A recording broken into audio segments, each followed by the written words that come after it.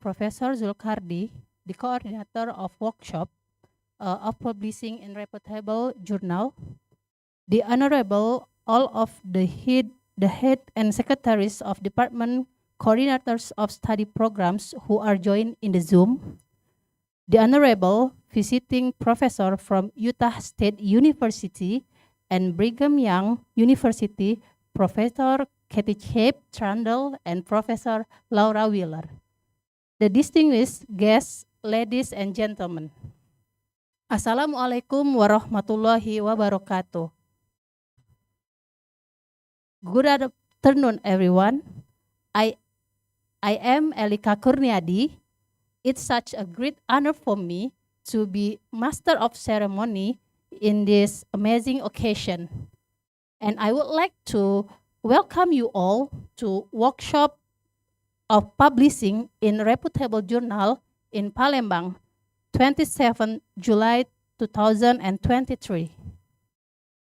Our distinguished guests, ladies and gentlemen, now I would like to invite the coordinator of workshop to deliver the program report. Please welcome Professor Zulkardi.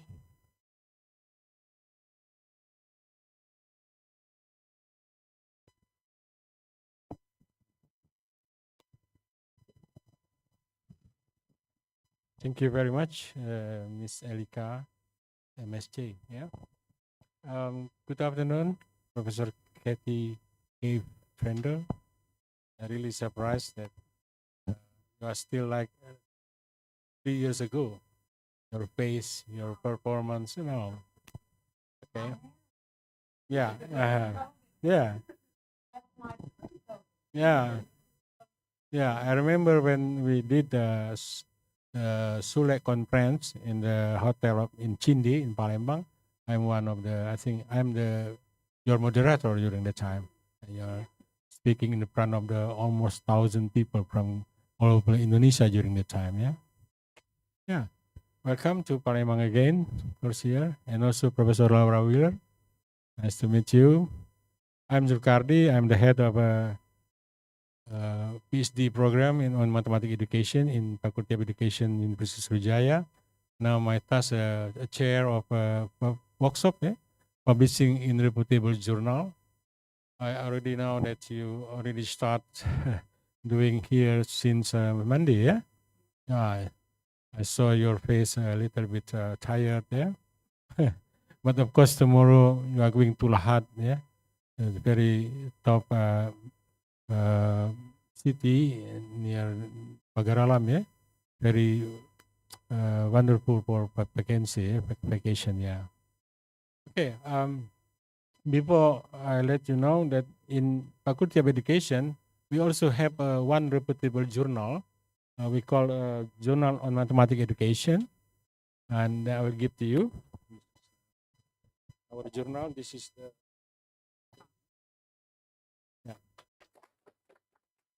this is the top one of the top, second top, a top 2 national journal in Indonesia, and already indexed by Scopus and Simago. Oh yeah, since 2009. Yeah, that's right. Which is JR 0.52. Yeah, that's very good journal on mathematics education. In Asia, we are the best journal, I think, in Asia. In the world, we are in the rank of the 8th after Jeremy from NCT, very, very top journal, of course. Yeah, we already did some workshop about how to write and how to publish in Reputable journal in here. Of course, this participant today here offline, a lot of graduate student, yeah, master and PhD student, also the younger lecturer, yeah. While in the Zoom, I think a lot of audience from all over Indonesia, because we are distributed to all over Indonesia. For your information, most of them really eager, to follow this kind of workshop, because being before as you are a master or you are a PhD, you have to publish your research in the reputable journal. This is a requirement from the Minister of Education. Also for the lecture, in order to go to the, let's say, professor, for instance, then you also have to publish your article in publication. So this is very important. And also, if you have funding from the government of research, then requirement in the end of year you have to also publish the article. So that's kind of how important this workshop today. Yeah. And most of them sometimes they ask about how to, let's say, get the what we call the new or the let's say what we call the new novelty of the research. Yeah, how to get novelty, how to write this is novelty in the introduction sometime, and also let's say how to play between result and discussion. Sometimes a lot of question about it. Yeah, and also how to, let's say, translate from the proposal to go to the article. Yeah, this is this kind of question that maybe come up from the audience. I think that's all from me as a chair. Enjoy the workshop. Thank you very much again for coming here. Sama-sama, sama-sama.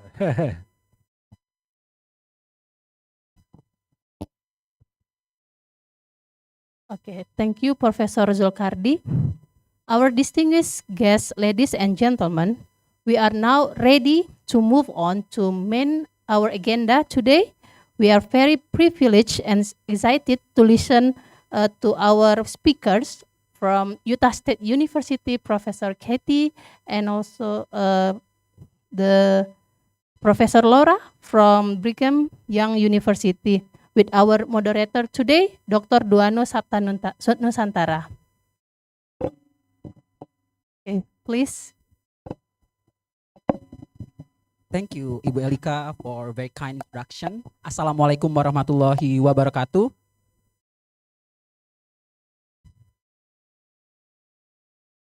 The respect Dean of Faculty of Teacher Training of Education, Sriwijaya University, Dr. Hartono MA. The respected Vice Dean for Academic Affairs, Dr. Rita Indrawati MPD. The respected Vice Dean for General Administration and Financial Affairs, Nyimas Aisyah MPD PhD, and the respected Vice Dean for Students and Alumni Affairs, Dr. Ismet MSE, the Honorable Professor Sony Mirizan MAEDD as the Chair of the committees, the Honorable Professor Dr. Zulkardi MECOM MSc as the Coordinator of Workshop of Publishing in Reputable Journal, and of course, our wonderful visiting professors, Prof. Katie Kip Trundle and Professor Laura Wheeler from the US. So thank you so much for being here. And last but not least, our distinguished guests and participants who are attending in Zoom meeting and in this room. It's such an honor for me to welcome you all to Workshop of Publishing in Reputable Journal. It is a part of Visiting Professor Program in collaboration with Utah State University and Brigham Young University, organized by Faculty of Teacher Training and Education, Sriwijaya University. Please big round of applause for us. All right, let me introduce myself. My name is Duano Sapta Nusantara. I'll be your moderator for this afternoon session. But before that, I would like to inform you some information regarding this session. We will have interactive Q&A session. So for the participant here, you may ask your question directly by raising your hand, and you may also ask your question in Bahasa. I will translate it into English. And for those who are watching from Zoom meeting, you may address your question in the chat box. I will select some question pertaining to the question to be discussed in the Q&A session. And for those who are watching from YouTube, you may address your question as well by typing them on the comment section. So our committee will select from there. But the important thing is for the participant, the slide will be shared by our committee to our WhatsApp group. So you need to pay the attention and ask many questions relevant to the presentation. Okay, here with us today, we are pleased to welcome Professor Trundle and Professor Wheeler. But before that, I know many of us might familiar with Professor because it is not our first day, first time. Yeah. And probably our participant also join the previous activities. But yeah, probably there are new participant here, right? So I will introduce our speakers today in briefly. So Professor Trundle is a professor from School of Teacher Education and Leadership. Her research and expertise in early childhood science education led to collaboration in China, Finland, Indonesia, and Turkey. Her research effort have yielded more than 200 publications, included research articles, book chapters, books, and several textbook series with National Geographic. And she is also a member of editorial board and reviewer for several reputable journals. Wow, so inspiring, yeah. I cannot imagine how she managed the time during her busy time. And for Prof. Laura, uh, she used to be in Utah State University. She is a brilliant scholar supervised by Professor Trundle and currently working at McKay School of Education at Department of Elementary Education at Brigham Young University. And her research and expertise in STEM education in elementary and primary education. So she collaborate with the teacher in primary school for a couple years. And one thing that when I search your name in Google, that I found that you published an article on January 2023 with entitled "The Birds and the Bees and the Flower and the Trees." So it's interesting because the introduction it started with the lyric of the song. So you may read it, yeah. And our speaker will talk about the publication in reputable journal. So is it really important for getting published? And some people said that if you don't publish, then you perish. Well, we would like to know more about the publication and please ask many questions, yeah. And yeah, it is time for you, Prof. Katie and Prof. Laura, to share with us your presentation. Of course.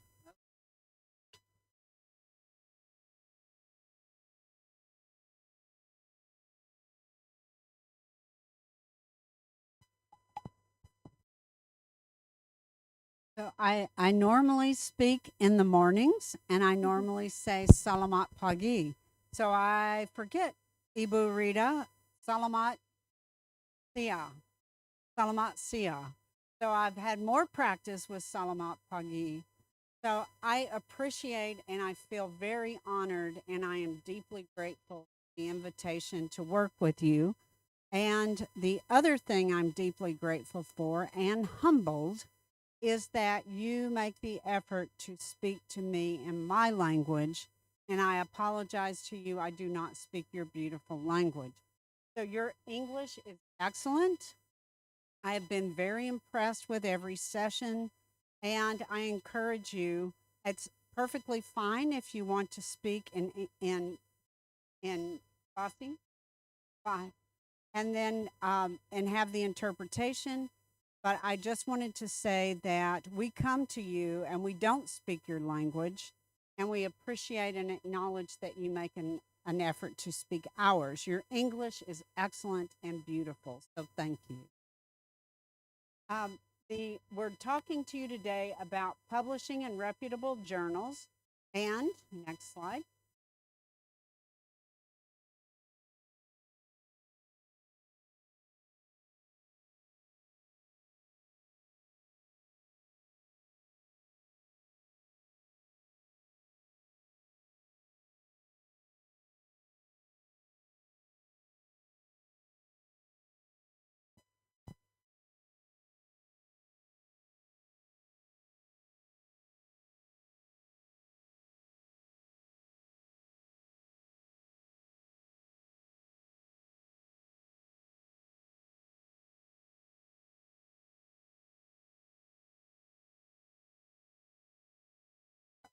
So here's our agenda, and we appreciate your flexibility in the timing. We needed to adjust our air flight, so thank you for your flexibility on that and your patience while you waited. So for our agenda, the first question we're going to answer is, how do you identify a reputable journal? So when our host, our honorable host, was talking about the journal for mathematics education, he mentioned that it is indexed. So we're going to look at what does that mean, and what is an H index, how are the comparisons made, and then what are the quartiles, and then looking at trends over time. Then we're going to look at how to identify a best fit. So number one is figuring out what journals are indexed, and then figuring out which one fits with your research best, and then looking at a model for a published article. Then following the author guidelines. So it helps if you have an article from the journal to use as a guide, but that is a starting point. It's not totally sufficient. You can look at the article, but you always have to check by the author guidelines because those change. And Laura's going to show you some examples for that.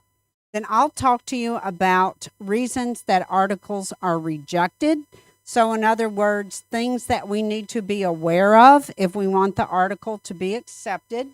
And as our moderator indicated, I have served on editorial review boards as a reviewer, and I was an associate editor for a journal for science teacher education. It's the top journal for science teacher education, and it appears that a team I'll be an associate editor for the top journal in our field. So I have some experiences, that's the point of telling you that, on what are some reasons for rejection and what are some things to pay attention to. Then the next one is how to avoid plagiarism and self-plagiarism. So that's about evaluating for duplication. And then a little bit about the review process, and then lessons from the first publication.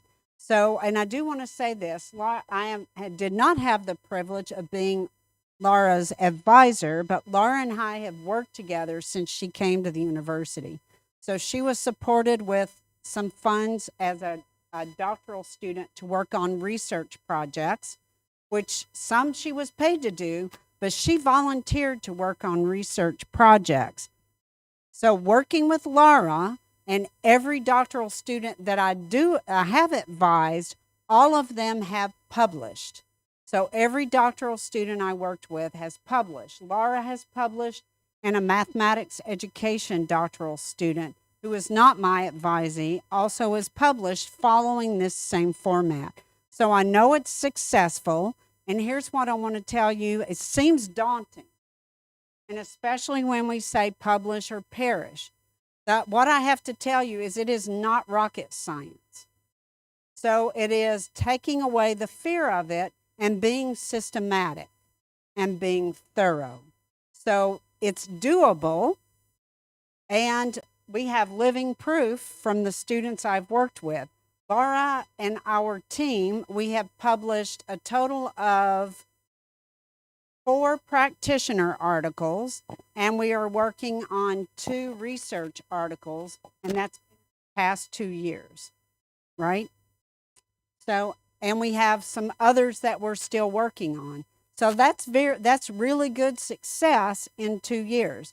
So we're averaging at least 2 publications per year, which is very good. Some of those are practitioner articles, and some of those will be research articles. So this is our agenda. So next, and Laura and I are tag teaming. So one way to identify reputable journals is to go to SJR, and that's the journal and country rank. So this is the URL, and you're going to take us to that site.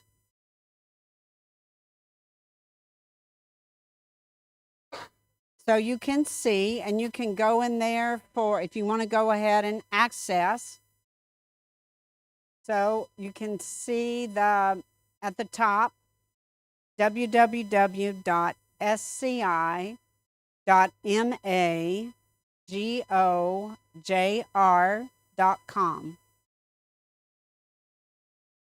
And then you pull that up and you can follow along with us. And we're going to go back to the PowerPoint slide. We'll go back and forth, but let's go to the PowerPoint slide. I've had the privilege for the last, Ibu, Rita, how many years? 2 years? We've worked together on a collaborative research project. More than 2 years, and we have 2 more years planned on a collaborative research project. And that's a collaboration between faculty here at Sriwijaya, in Indonesia, in Turkey, and then also in the U.S. And Laura has volunteered to work on that project and is continuing to work with that research team. So the examples I'm going to give you come from that research project. Pak Hartono asked me to use that as our example. And by the way, Pak Hartono was my student at Ohio State. We started working together in 2008. So we've been working together for about 15 years. I have been working in Indonesia since 2011. And this is my 6th trip to Indonesia to work. The first 2 were Fulbright appointments. And I worked on the island of Java in Semarang. And it was at UNES, if you know UNES. And then those were 2 years there. And each time I have come in those 6 times, I also have worked on Bali. So my primary islands to work on have been Java, and then Sumatra here at your university with Pak Hartono and our research team, Ibu Rita, and then Pak Sofindi. I visited and worked with faculty on Kalimantan. So it was Java, Sumatra, Kalimantan, and now I have the honor of coming back to Sumatra. So I love working here. I love the beautiful culture, the beautiful people, and we've had a very good, productive research working relationship. So I appreciate your hospitality and your graciousness. So we're going to look at this research project that we're doing. That's a collaborative research project. It focuses on climate change and what pre-service teachers know and believe and their behaviors related to climate change. And it involved a survey.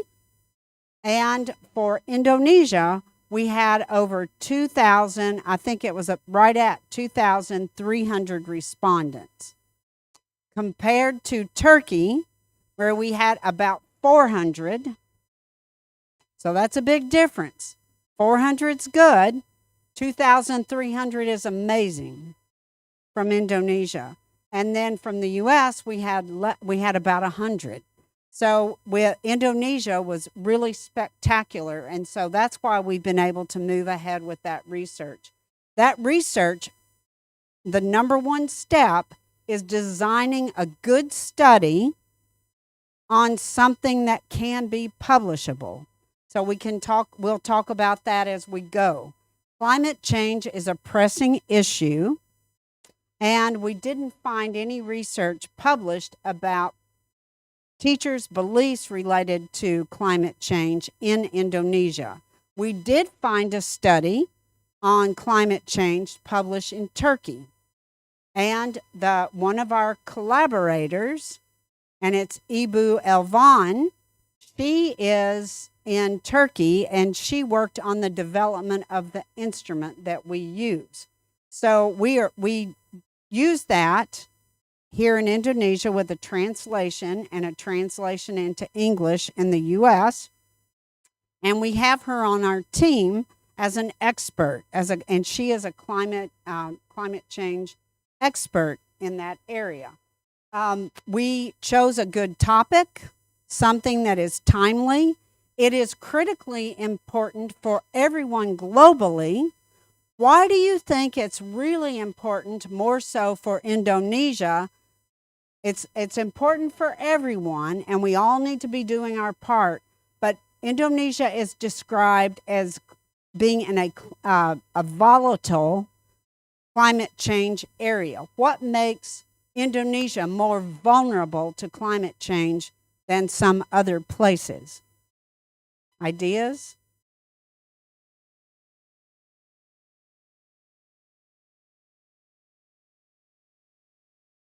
Where you're in a tropical area, and the forests are we're getting some deforestation, and everyone in Indonesia lives on what kind of body of land? I talked to you about the island of Java, the island of Sumatra, the island of Bali, and the island of Kalimantan. What do all those have in common? They're all islands. So with island nations, you are an island nation. You are the largest island nation in the world. So all Indonesians live on islands, and all the islands are surrounded by water. So what can happen? What's happening in Jakarta right now on Java? It's what? It's flooding. So Jakarta is sinking into the ocean as the sea level rises. So as sea level rises, then that makes Indonesia particularly vulnerable. So that's another reason people are very interested in what's going on in education in Indonesia. So do you see how we picked a really cool topic? It's a really troubling topic, but it's one that people are interested in. Okay, so we have a topic that is pressing for everyone on the globe, climate change. And then we're working in Indonesia. And it actually started out with Pak Kartono wanted to collaborate on research. So we thought about comparing teacher ed programs and curricula, and then that really wouldn't be publishable. That's more of a self-study. So then we shifted to something that could be publishable. So what are the things that are current? How might you know what is current in your field?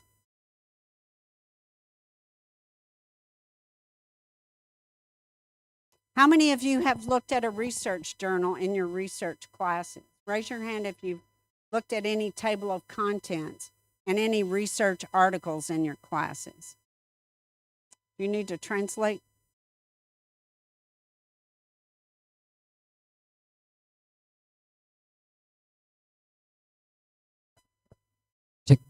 Okay.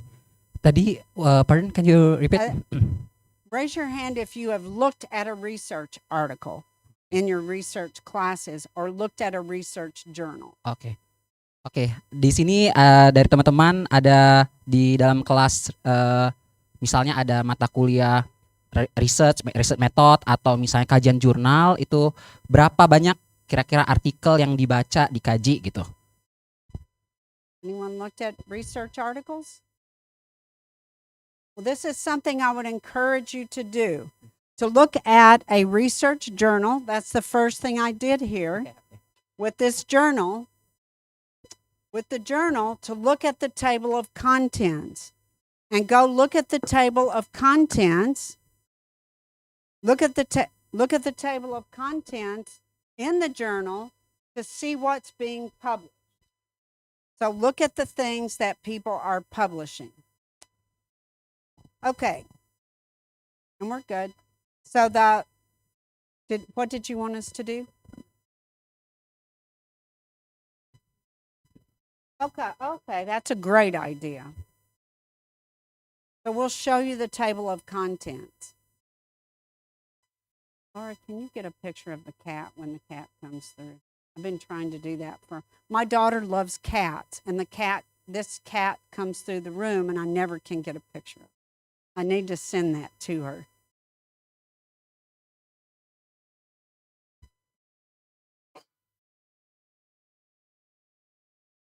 Coming up.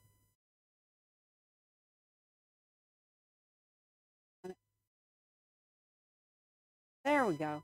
So when you look at the table of contents, you can look at the articles, and are the keywords listed on the articles? I'm guessing they are. So if you look at, can you click on the first article? So looking at the table of contents helps you. And then when you click on the article, there are the keywords down at the bottom. So you can look at what are the keywords, and you can look at all of the articles for a given year. So you can look at the past year for that journal. I know the cat moves too fast. Here it comes.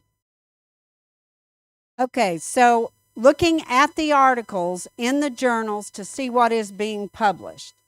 To see what is, oh, they took it out. Oh, I outed the cat. So looking up here at what is being published and the types of articles that are being published, that will help you identify a topic. The most important thing is you have to have a good topic that people are interested in. And I tell my students to look for their butterflies. So what are the things that make your research unique? So butterflies are beautiful insects. So what makes it marketable? What makes it interesting to someone? Why would someone want to read it or publish it? So find your niche. My niche is early childhood science. I have been asked to go to China, to Turkey, to New Zealand, and to Italy and Finland to talk about early childhood science. Science education is important. There are very few people who work in preschool with science education. So that's why I'm asked over and over again and invited to do talks. That's why people want to publish the research about early childhood science. It's like mathematics in preschool, because mathematics and science, we don't do that very much. So you can look at journals and see where there are vacancies, where there's an opportunity to publish. So what are you interested in? And then what related to that topic makes it marketable, where someone would want to read it or publish it. Okay, thank you. Go to the journals and look at the tables of content to help identify topics. And thank you for the suggestion. Okay, now, the next thing you need to do is to look at journals in your field. For example, you can put in, and we'll go look at some other journals. You can put in journals that you've read about in your field into the website that I gave you. I put in International Journal of Science Education because that's where we have identified with our climate change research on where we're going to publish it. And Laura's going to talk about why we chose this journal. So I'm using it as an example to explain how you know that it is a good journal. Now, these are all human constructions, and that means that they're fallible. So it's not carved in stone, but these are indicators that it is a good journal. So looking at the H index, when you put into this journal, into that website, you get a page that looks like this. And the H index over here tells you the quality of that journal relative to other journals in the field. Okay, that one is 121. That is a high number. When you look at the bottom, good is 20 for education research, 40 is outstanding, and 60 is truly exceptional. So the truly exceptional, this is double the truly exceptional number. So that is a very high number for an education journal. and it's comparing it to the number of articles that are published, the numbers of citations for the numbers of years. And we'll come back to that.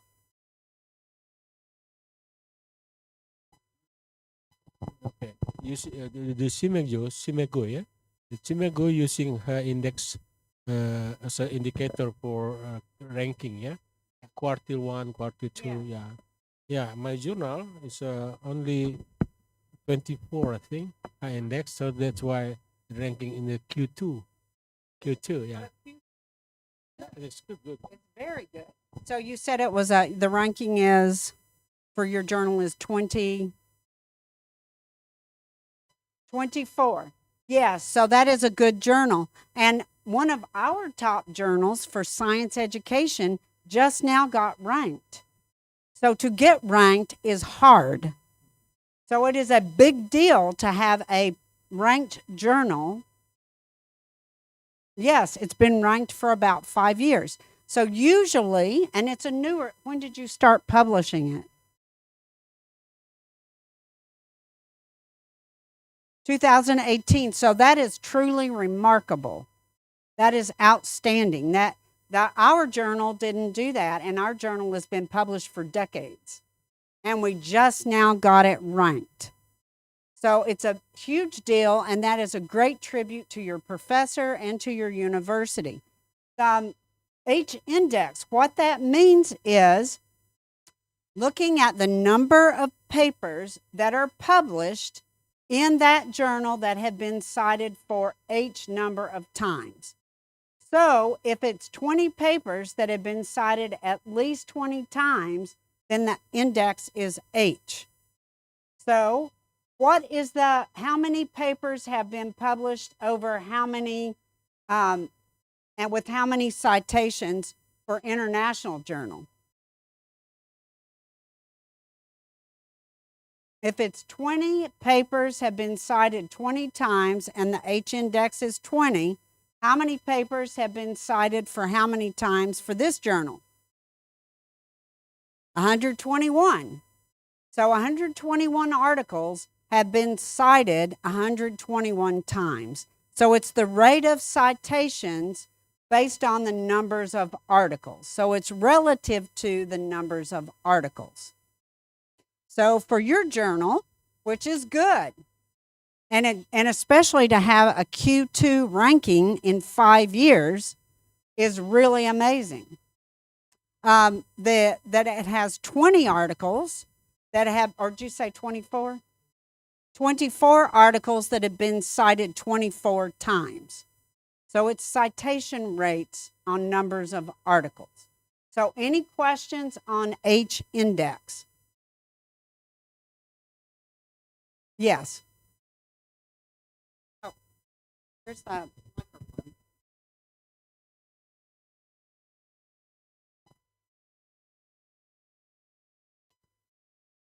For what? I thank you anyway. I have an icon. that I appreciate. Yeah, I'm a new researcher. Actually, I haven't published any article during this year, many years before. Yeah. Yeah, I have a question.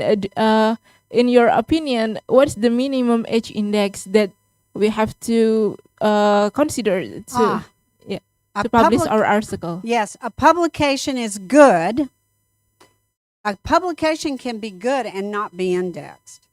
So there are several things that go into this. If science education is a pretty big field, literacy is a big field, mathematics education is a big field. I worked with people who did deafness and hard of hearing, and then other people who looked at blindness and visual impairment. Those journals are not ranked because the number of people doing research in that area is too small. So when the field is small, they won't be indexed, but they still are good journals. So it all depends. It depends. Also, everything I've published is not in an index journal. You need to have some published in an index journal. So, and I think for promotion and tenure, they're wanting you to do a reputable journal, but there are Q1s. As Puck said here, with reputable journals, there's Q1, Q2, Q3, and Q4.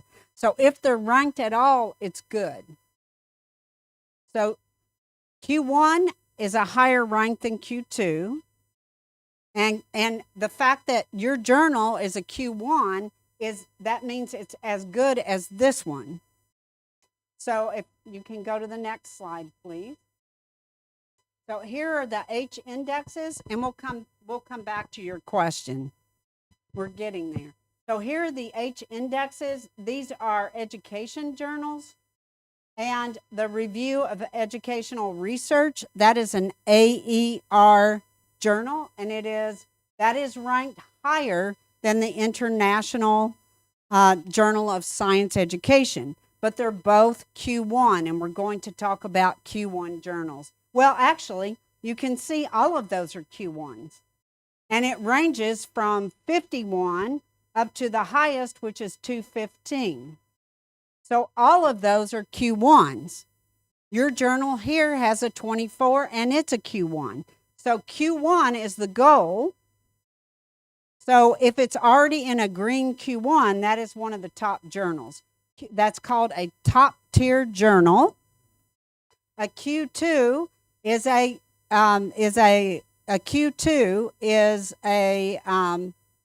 second tier journal. So another one on here, educational researcher. That one is also from AERA. Oh, computers in education. Computers in education. I have published several articles in there. One of the reasons that ranking is so high is that it is broadly appealing to a lot of people. That it's not just science ed, it's not just mathematics ed, it's not just deaf and hard of hearing. That would include everyone who's using technology. So it doesn't have to be in science education. It can be, for me, it's science education using technology. So another way, some of these journals play games.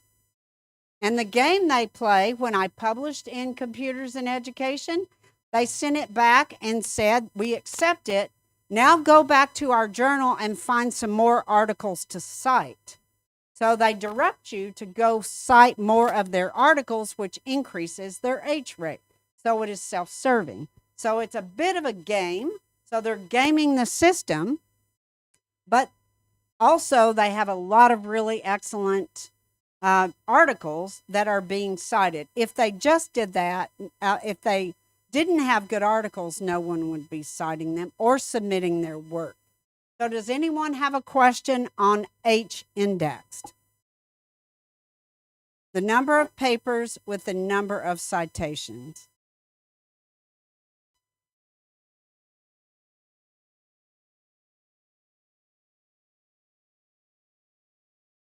Okay, next. Okay, so we talked about Q1, and see, this journal was a Q2 in 2003. A Q2 is good.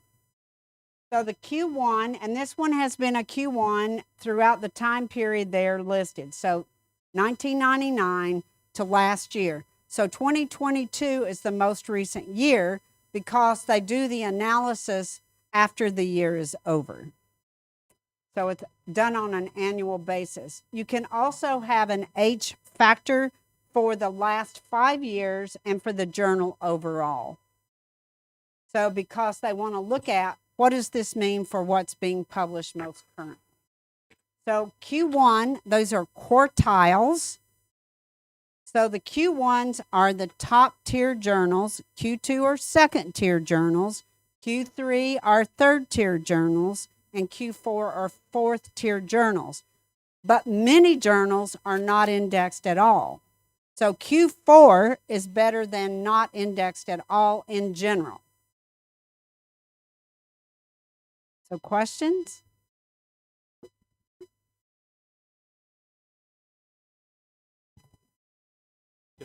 Yeah. Yeah, because I sometimes looks Simego, but I'm not aware about this. And this is very nice to compare each year, you know. Okay, well, you are Q2 in 2003 now. After the rest, you are Q1, yeah. And this journal is Yeah, I eager to see. go back to the website Yeah. and pull it up, and then we can data for it. And I do want to emphasize it's a lot of work for the people publishing the journal and the editors for the journal to get the index. My organization we started working on trying to get the Journal of Science Teacher Education. We tried to get it indexed starting in 2013. And we just now, 10 years later, we got it indexed. Your journal got indexed within 5 years.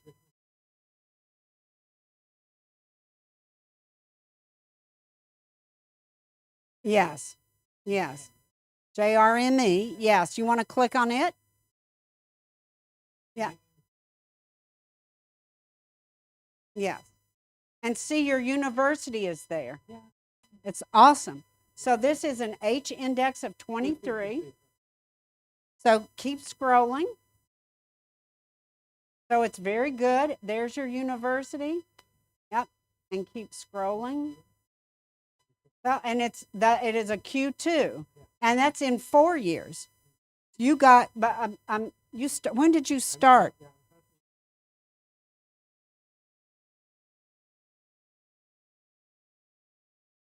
'18. Yes. Yes. That's awesome. Yeah, that's a lot of work, and it's something for you to be very, very proud of.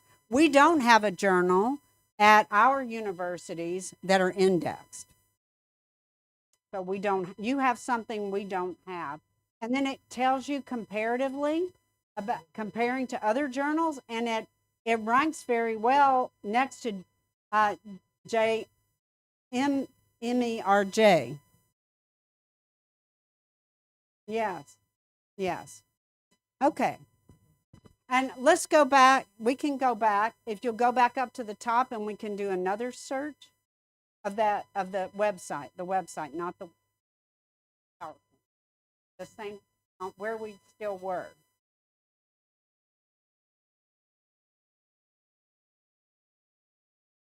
So let's see if the one I was talking about, if you can type in there, the Journal of Science Teacher Education. Can you type that in at the top? Journal of Science Teacher Education. All you have to do is, okay. Up there, you see where the search box is? Oh, you already got it. No, that's, okay. Can you put it in there, Laura? Journal of Science Teacher Education.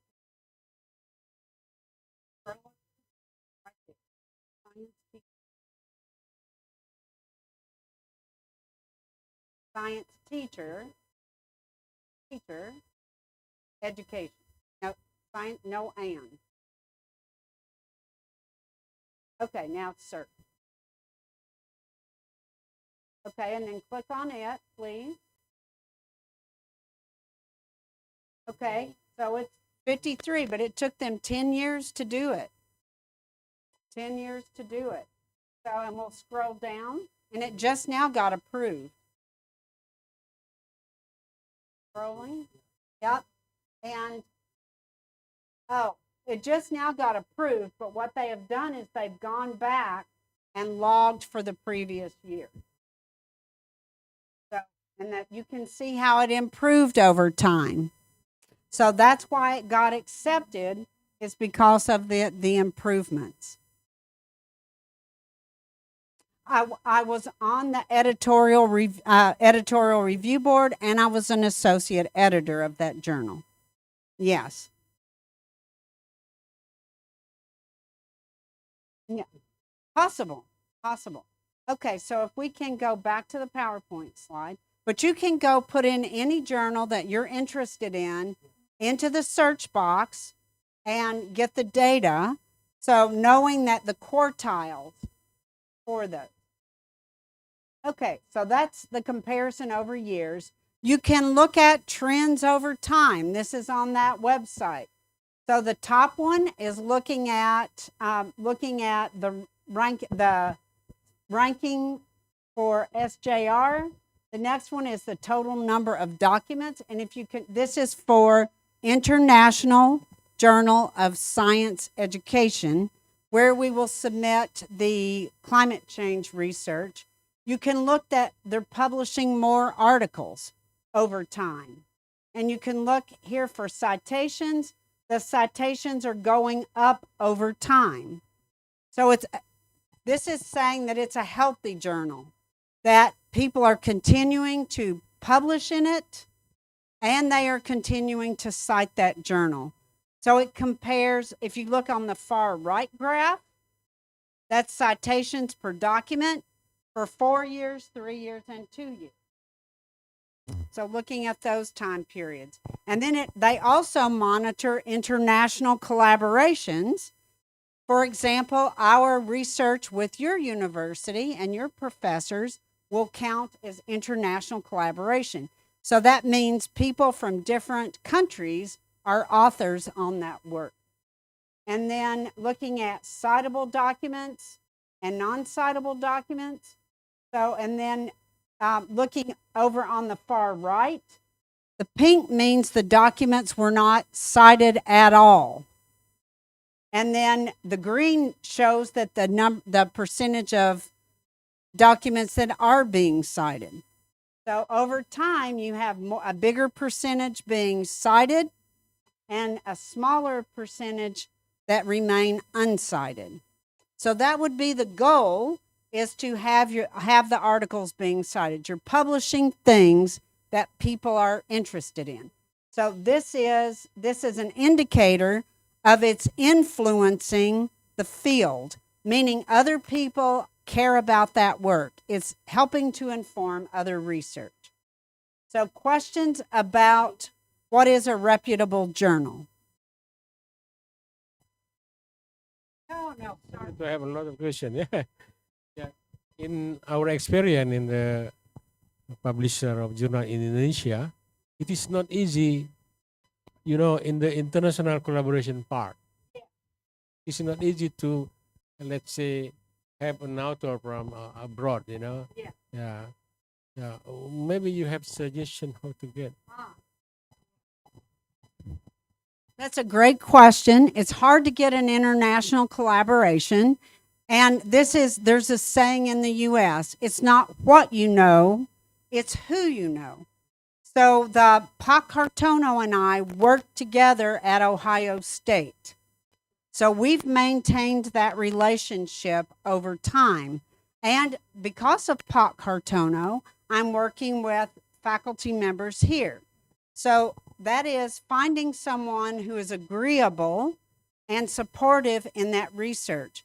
And also, it's important, a lot of people want to collaborate, but they don't necessarily know what they want to collaborate on. It's good to have an idea and on what you want to collaborate on. People might be willing, but you have to have the idea of what to invite them to. So here's something that is beneficial to your university, and it's another great thing about your university. Your university has graduates from your master's program that go to international universities. For example, Linga is at Utah State doing her doctorate. You have someone who was at Minnesota who is doing a doctorate, just defended the dissertation. You have someone who is getting ready to go to the University of Georgia. So it's important that you have faculty who help people. It doesn't have to be you, but people from here to be connected internationally. So what that means is people are starting to know your university. So they know because you're coming to other universities. You have a journal that is indexed. Pak Hartono came to the conference in Salt Lake City in January. your university's name was on the program. So people are doing work that helps you to be known because your journal, your university is known. Another thing related to that is that Ibu Rita went to Chicago. So she met Laura. So it's meeting people and networking. And there are large groups of Indonesian scholars at every conference. So meeting those Indonesian scholars, being brave and submitting the proposals and getting support to go to those conferences. So that's how you meet people. You either meet people directly at conferences or you meet people through other people that you know from your university. And here's another way you can meet people. Now you need to have a good connection, because I get emails all the time of, I'm interested in working with you. But here's one that she contacted me and said, I've been doing research in gardens. I have a large grant with a team. I'm part of a team with a large grant from the USDA, United States Department of Agriculture. It is $6.8 million US. So it's a lot of money. And she saw that grant project on the website. She saw that I'm an expert in working in science education in preschool. She has a garden project in Turkey in preschools. So she is interested in coming to the U.S. So she has a direct connection to what I'm working on right now. So if someone asks me to do something else that I'm not working on, I don't have time to do that. I would love to help them, but I have a grant project. I have a climate change project. So I don't have time to add another project to my list. So she's interested. So we thought of a way to make a connection, and she has applied for funding for her government. So her government hopefully will pay for her to come to Utah and work with us on that grant project. So another way is to find someone who is working specifically on what you're interested in and how you can add to what I'm already doing. A lot of people want to join me and work with what I'm doing, but they need to have a connection on how that might fit, how they might add to that project. So any questions? Good question. You're welcome. Okay, next slide.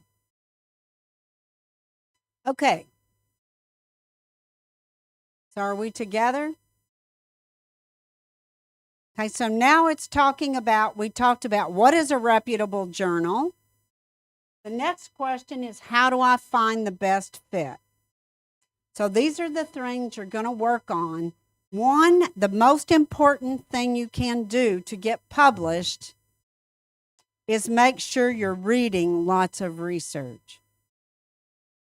So find articles, read the articles, and that helps you to identify the journals that are the best fit for you and your work.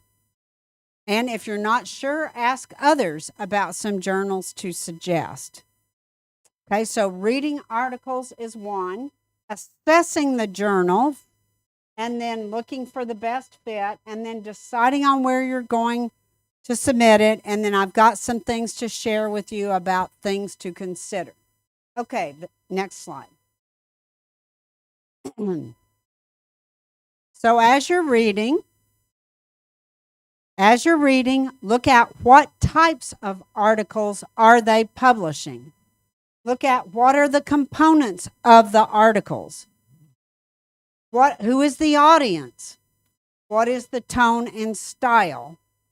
So the articles that we do that are practitioner are about 4 pages long, 4 to 5 pages long. Wouldn't you say, Laura?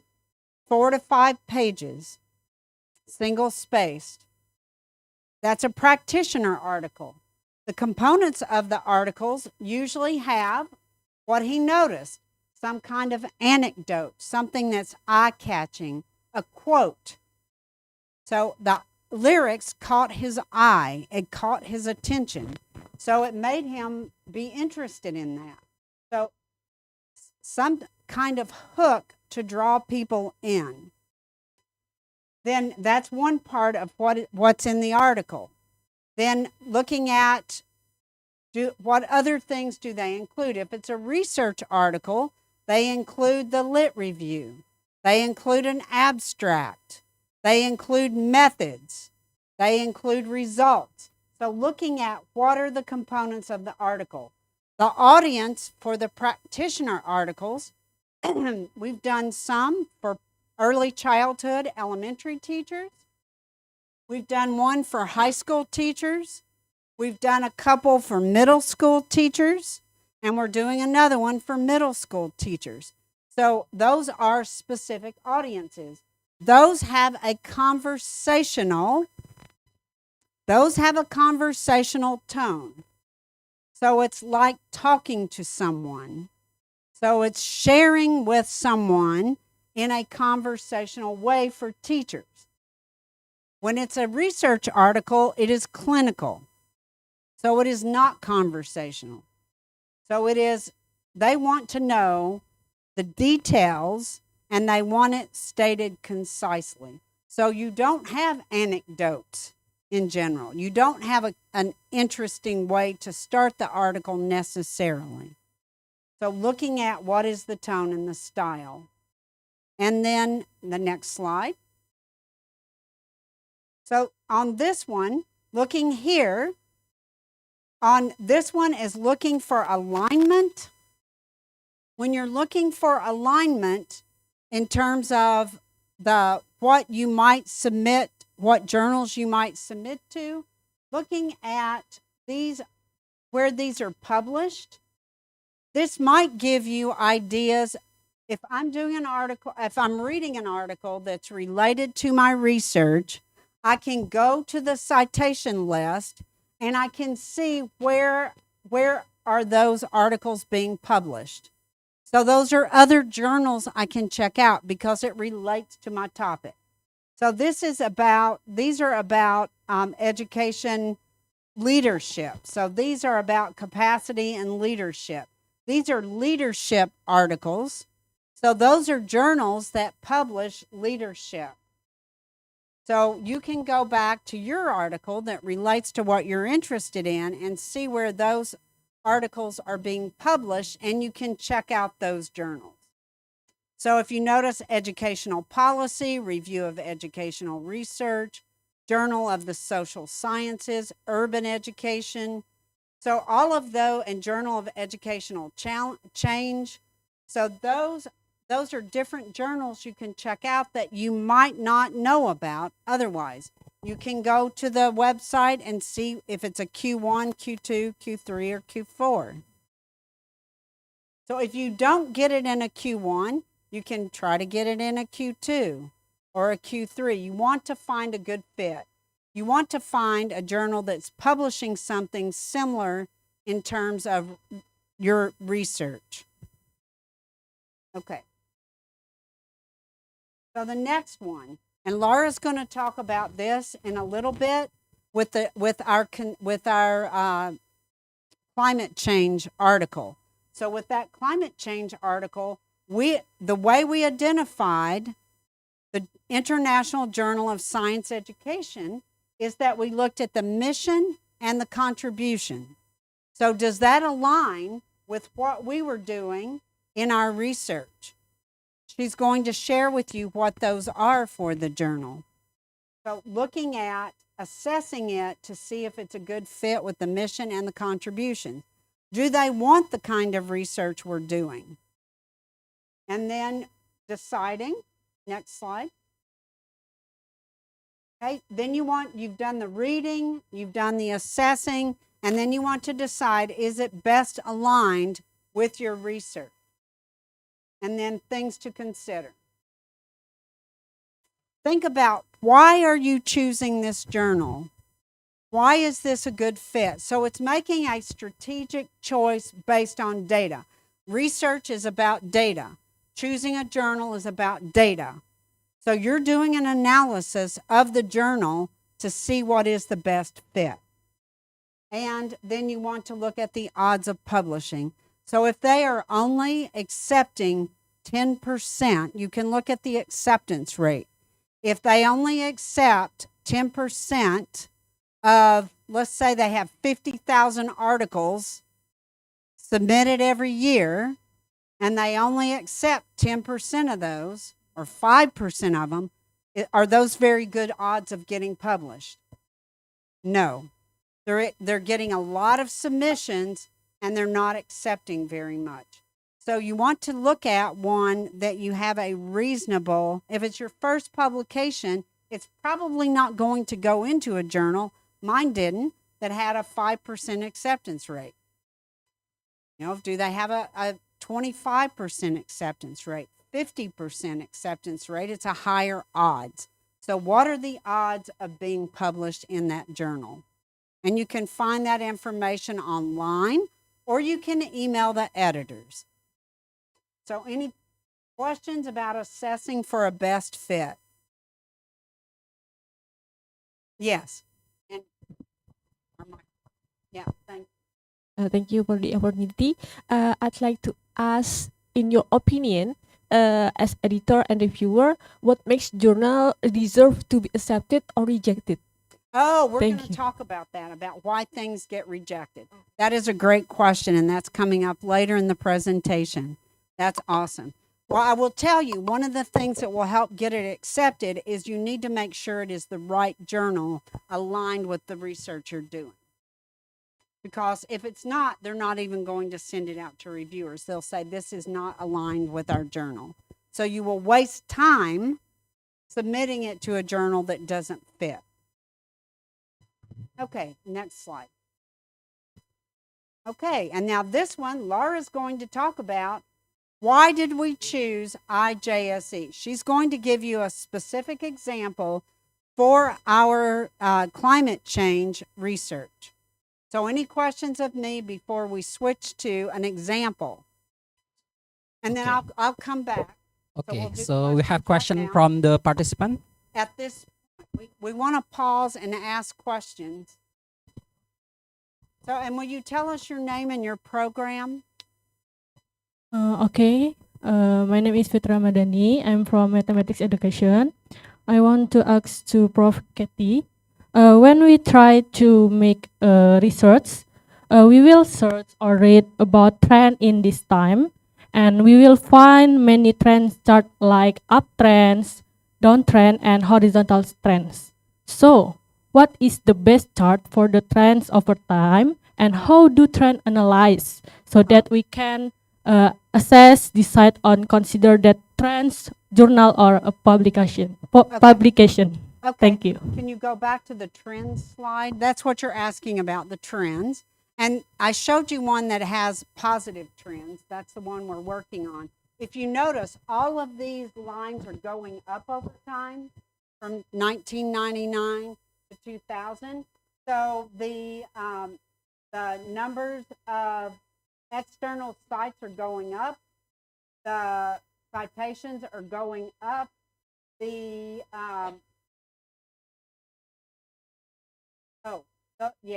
those are the total sites. The top one, the top orange one, is about that is the H factor. That's the H factor on how that has fluctuated. That one hasn't changed much over time.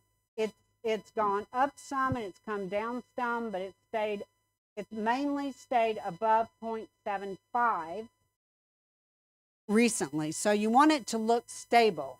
But if it was up here and it was trending down, that would not be a good sign. And those journals might go out of publication.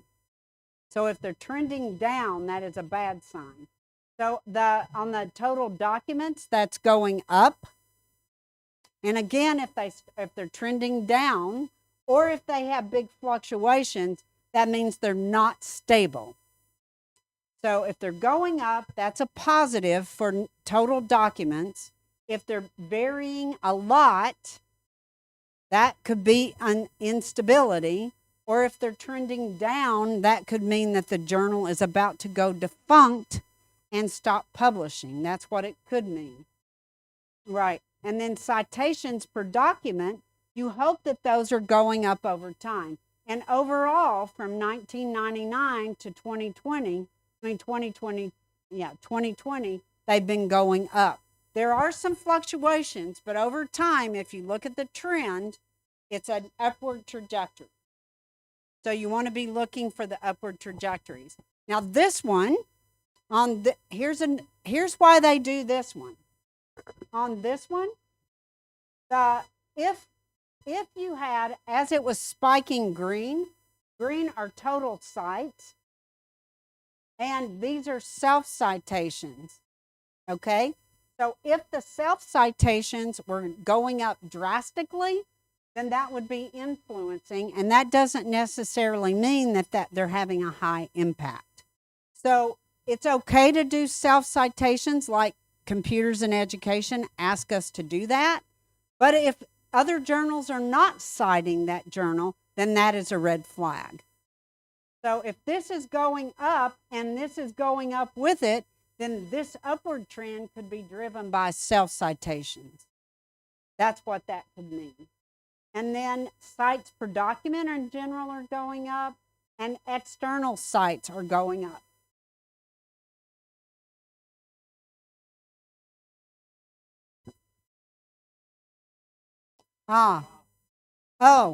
On most research journals, they do not have a maximum or a minimum.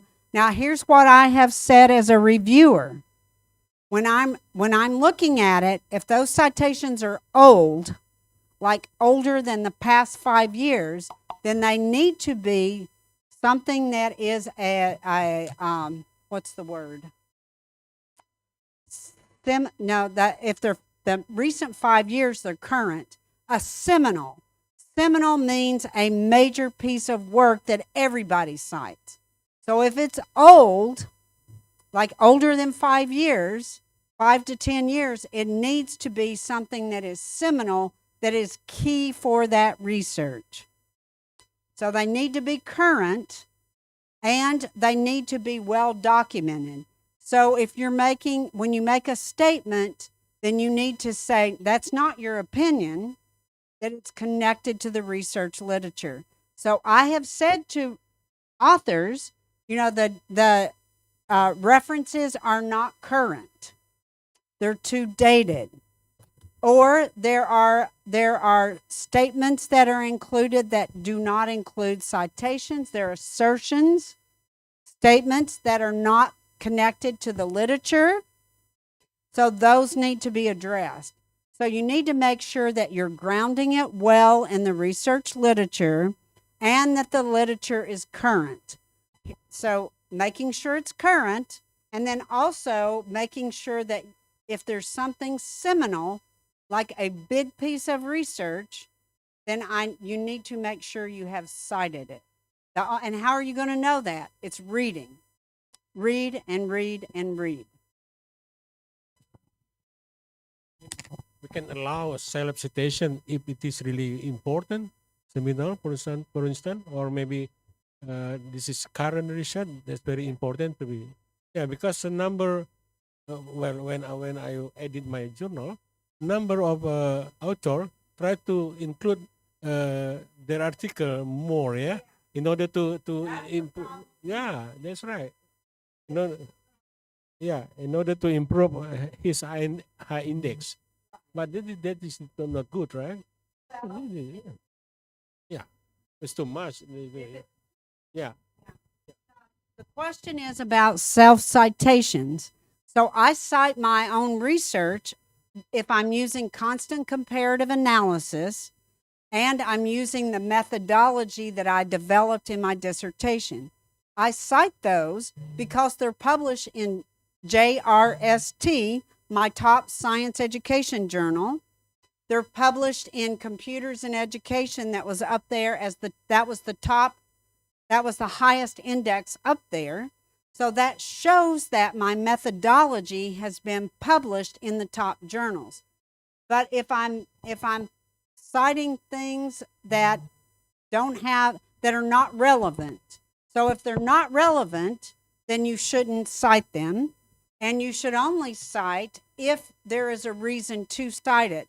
Like, I'm using that methodology, and I want to show that that methodology is established and accepted in the field by the top journals.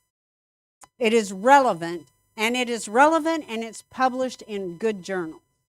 But that's an important thing, and an editor notices if you are just citing yourself. Also, that means you're talking to yourself. I mean, it's okay to have some citations, but you need to be citing people in the field that are doing research in your area. I do conceptual change research, and the model that I use for conceptual change is Stella Vosniadou, who is Greek, and I cite her work. So I ground what I'm doing with the leader in the field. So that tells people, number one, I know my field, and also that my research is legitimate. My theoretical framework is published in top journals by a top researcher. My methodology has already been published in the top journals. So you want it to be highly relevant, and you want to be citing good journals. And here's one way you can do that. So you're doing searches on Google Scholar. You do searches on ERIC. You also can go directly to the journal and do a search in the journal for your topic. Go to your top journals and search, and then you find good articles that you might need to be citing. And also look at what other people are citing, the articles that you're reading. Great question. Any other questions before we look at the specific example for the conceptual? I keep saying conceptual change. It's climate change. I use conceptual change theory and conceptual change instruction, but we're talking about the climate change. Other questions? Okay, my question? Okay, you go.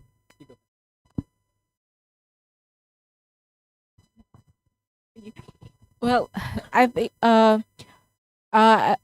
what I know that according to your experience, you start deciding where to publish first, looking at how the tone of the article published in that journal, and then you start writing the article, not doing the otherwise. That's correct. Okay. This is brilliant, and I failed to mention that. She picked up on something really, really important that I made a oops on. The point is, you pick the journal before you write the article. Because you want to tailor it to the journal. That's exactly correct. So backing up a step before that, you have to design a good study, and that means you've got good methodology, and you find other articles that you want to use their methodology. So you're connecting it to good published research. You design a good study, because if it's a bad study or weak, nobody will publish it. So design a good study. You know it's a good study because it is similar to something methodologically that is already published. So methods should be established, especially when you're starting out. You're connecting to established methodology, and you have found a butterfly. You have found something unique to write about. For me, it's preschool science. For our research team with Sriwijaya faculty, that is climate change in Indonesia. So we found something that is highly interesting. And then you design a good study based on, we didn't make a survey. We found a survey in the research literature, and we asked that researcher to join us on our team. And she was interested. They did Turkey. She was interested in helping us work in Indonesia. She's already published in that area. I'm not.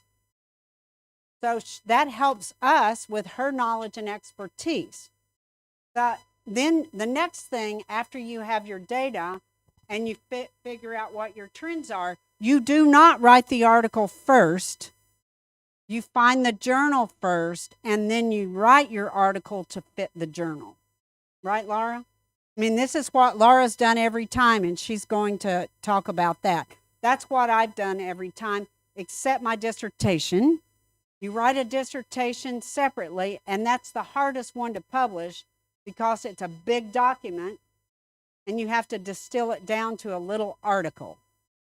But still, before I ever wrote the article, I determined what journal is it going to, and I wrote it for that journal. Yes, excellent point. Brilliant. Thank you. Any others? Okay. Based on your experience, let's say as a supervisor or promoter, which one will you suggest to novice researcher, let's say master student or doctor students? If they have paper, they submit articles in top to bottom or bottom to top. Like, for example, they try to submit in top tier journal, and then at least if they got rejected, they got a comment, and they submit it in quarter 2. Or we need to start in the from the bottom. Like we need to start in the quarter 4. Then Now, okay, the way you're going to know where you're going to start is how rigorous your study is. So you look at the methodology in that journal. If your methodology is not equivalent, then they're not going to accept it. So you look to see how rigorous your study is, and I will give you an example. Now, this is a great example, if I do say so myself. So, and this one had to do with IJSE. So Mesut Sachkas was my master's student, and he ultimately was my doctoral student, and he's my colleague and collaborator now. He published more than any of my students ever. So he really wanted to publish.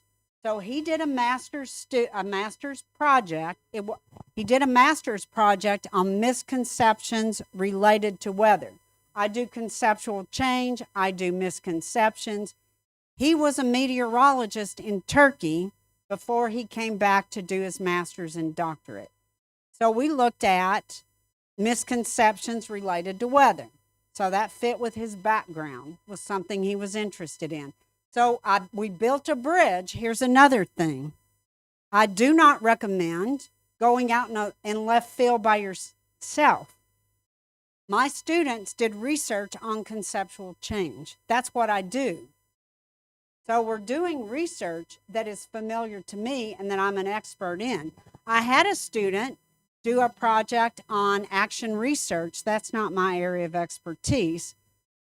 We made it work, but that was not the strongest study. The strongest study will be with someone who is an expert related to what you want to do. I did mine on moon phases. I had someone do theirs on seasons, which is astronomical. We built a bridge between conceptual change and an astronomical phenomenon, seasons, and her area was visual impairment and blindness. So working with special populations is a butterfly.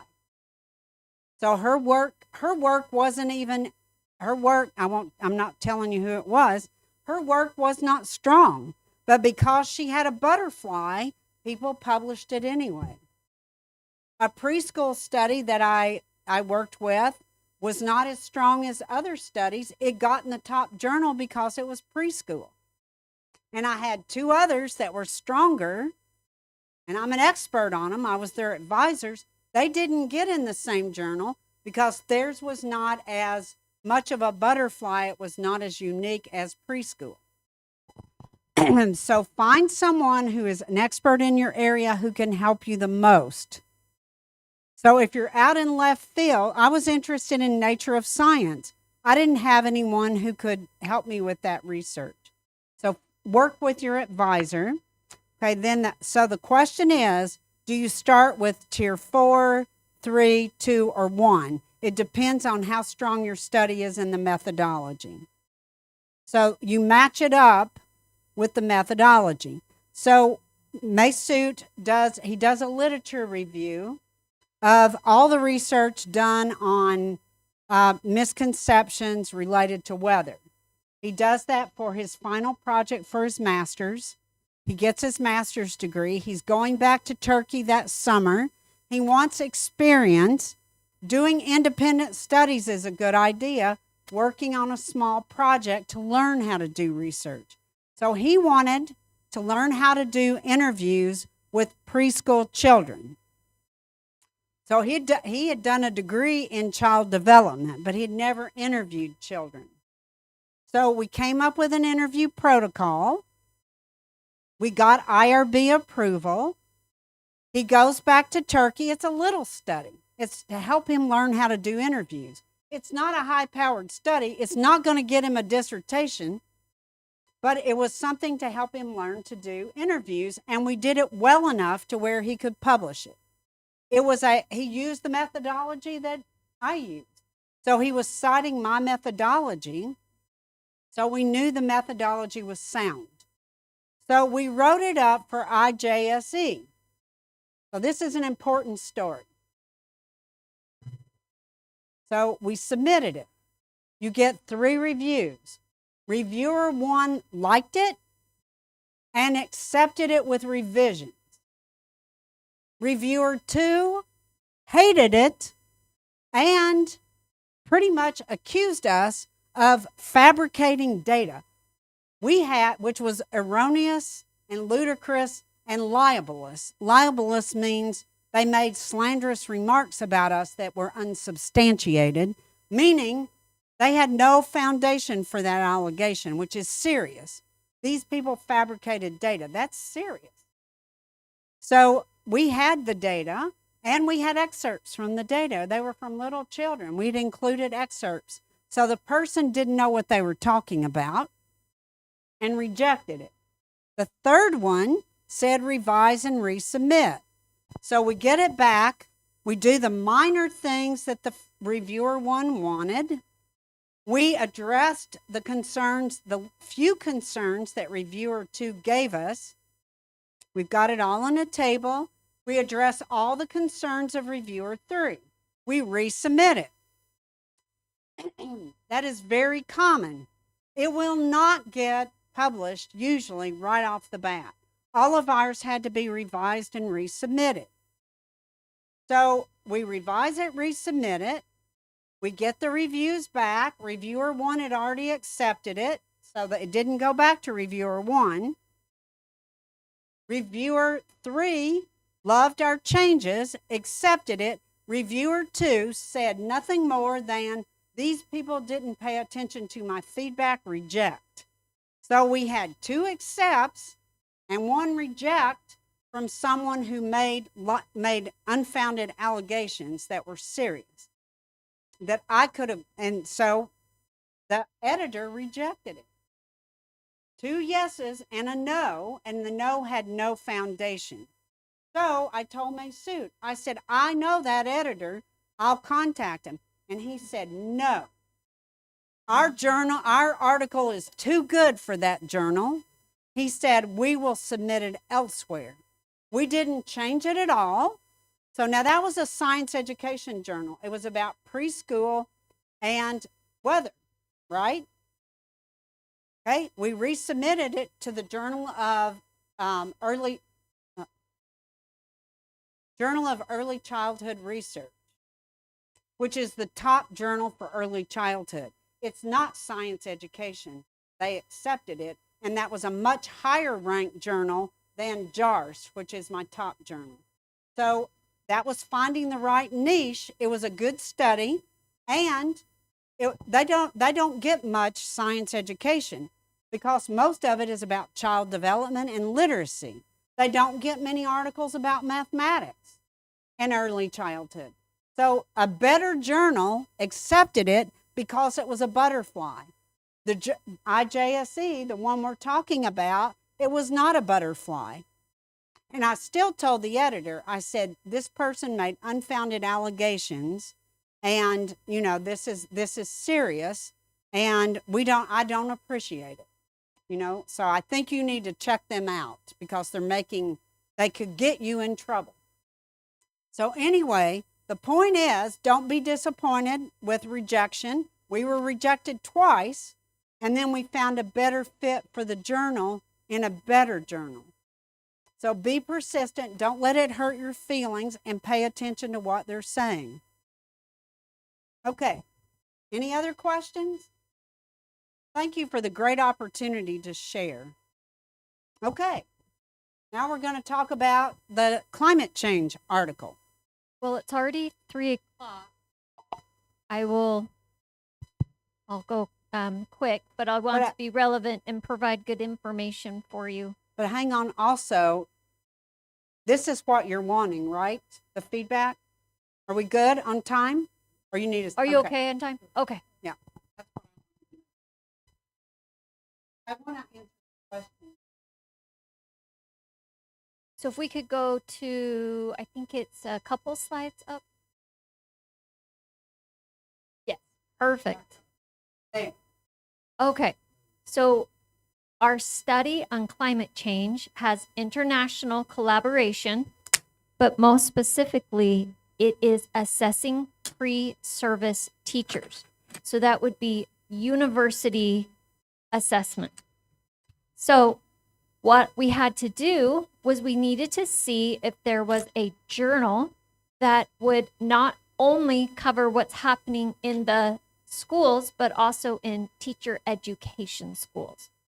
So to find that out, it won't reflect on the screen. That is really interesting. Okay, you'll notice that there's a tab at the top and it says about this journal. So if you want to know if your study fits in the scope and aim of that journal, go to about this journal and read. Well, this particular journal specifically publishes articles in science education, obviously, but they are willing to publish articles all the way from early childhood all the way through college education and include pre-service teacher education. So because of that, that's one reason why it's a good fit. Another reason is they like international collaborations, and ours is very specific to a science concept, climate change, but we were assessing all teachers at the university, not only science educators, but that still falls within their scope and within the aim of that journal. You can see a QR code here, and if you would like to pull it up, so if you just take your phone camera and click on it and pull it up, you can also go to about this journal and you can see where it would say the scope and aim of the journal or the description of what they would include. If you need to get up and come forward. Yeah, you're welcome to. Does it take them to the feedback? It will take them to the actual website. Take them right there. All right, if you'd like to go to the next screen. When I was on that main website, you can do, this one way you can, is I could do a search within that journal. Now, it doesn't have to be specifically about climate change, but I was wanting to find a model of a article that had been published that I felt was rigorous and that also could match the type of article that we wanted to publish and maybe something similar in methodology. So as an example, if I want to publish a mixed methods research, I could look for articles that match that methodology. Or if I'm doing a qualitative, I could look for one. So that's one way I could do a search.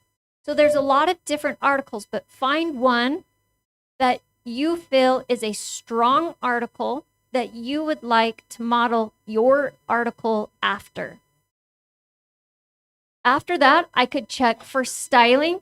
I could look for headers, graphs, charts, And it will just so happen that the article that we are using is a quantitative analysis, and we have some very important graphs and charts. And so perhaps I want to find an article that also has graphs and charts so I can look at the styling of that and how they fit them in and where they were at, if that's helpful for me. Also, I could say, what makes my article unique compared to these ones that they published in this, and what might be similar? Maybe I don't want it, maybe if it's too unique, that may not be a good thing, but I'm looking for comparative analysis between my article and a model article. Okay, next slide. On this one, where it says submit an article. So if you use the QR code again, or if you're still on the web page, you can navigate by going to submit an article. Under that heading, you will see a tab called Author Guidelines. The author guidelines, and I've screenshotted here so you can get an example. It's usually at least a page or two long with all the guidelines that you have to follow. As an example, it might say, use a Word document. It has to be submitted in that form. Or it might say, make sure you have 1.5 margins in 12 font, written in Times New Roman. They could be very specific on exactly how you have to submit it.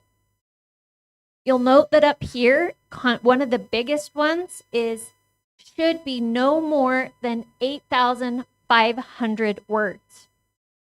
But that also includes my tables. And in this journal, it includes your references and any captions for figures. This is really important because if you go over, they'll just reject it right away. So make sure that you are following those author guidelines. It also wants an unstructured abstract of 200 words. Sometimes we refer to that as a your formal abstract. Underneath that, it says you have to have 3 keywords. So when we publish ours, obviously one of them will be climate change.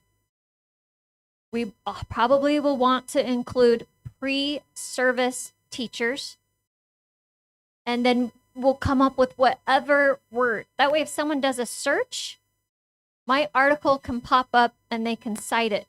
So those are actually really important, what you choose for your key words.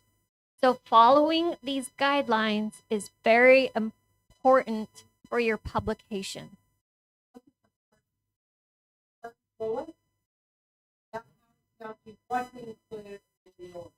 Right. Yeah, it will tell you the exact order for the headings and the bullets of how it should appear when you submit your article. And then if you'll go to the next one.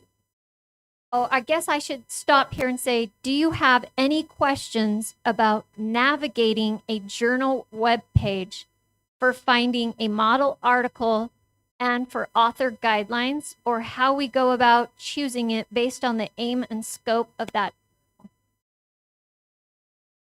Seems pretty self-explanatory to do. Yeah. I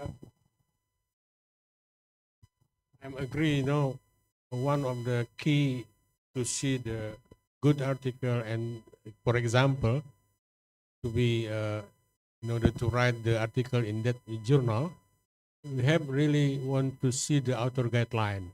Right. I really agree. But sometimes, beside structure, most author guideline focus on the be careful with table and picture. Yeah. What do you explain why? Because it seems so important, table and picture and graph of the Yeah. article. Tables, graphs, and pictures, the formatting is really important. And they have to be done typically for a big journal like this You have to watch your APA formatting on tables. And there are guidebooks for APA formatting in 7th edition, how to do tables. And I would suggest making sure you follow those guidelines very, very closely on tables. Especially in a mathematics publication, they're often going to have probably a lot of tables.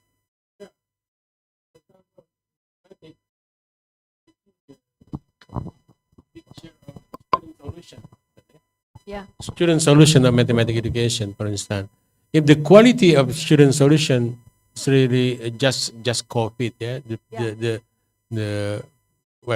resolution picture is not so high. This is not good. Yeah. Sometimes I reject the article because the picture is not good. The quality picture is not good. If you choose to publish in a practitioner journal, they want to see pictures of the kids actually performing and doing the lesson with sample work. If you don't submit good sample work, one of ours, when I had sample work and I scanned it and the image was slightly off. When they asked us to resubmit, one was reload that image and make sure it's perfectly straight. That's right. So the images and the quality of those images really matter. Yeah, in your especially for the submissions. practice journal. Yeah. Yeah. Yeah. Excellent. Any other comments or questions? Okay. Kathy. And we do want to be very mindful of your time and of your attention. We're almost done, but also if you need to go, feel free. But what I'm going to talk about now are reasons for rejection, and then also what the review process is. So if you need to go, it won't hurt my feelings. So or if you have gotten everything you need, you're welcome to leave. It will be okay. Okay, top reasons for rejection. So in other words, these are the things we want to avoid. So we talked about what do you want to do, and now we're looking at what do we want to avoid.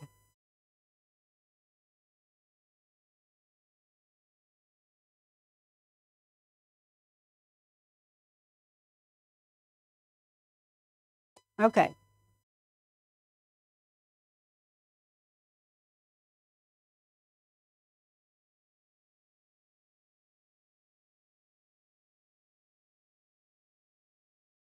Thank you for your patience while we work on the technology.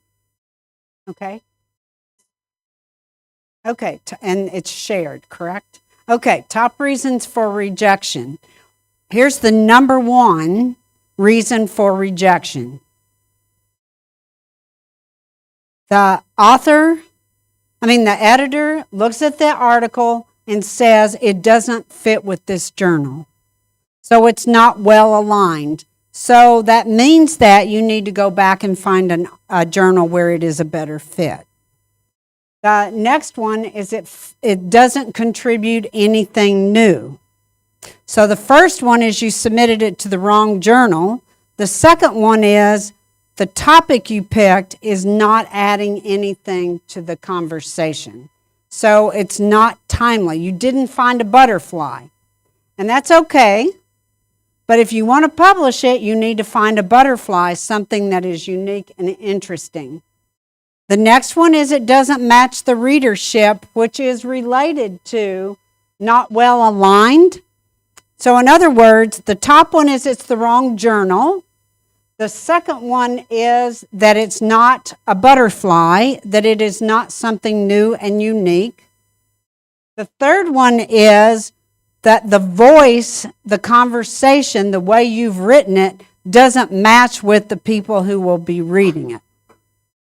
For example, if it's too clinical and not conversational, it won't go well in a practitioner journal.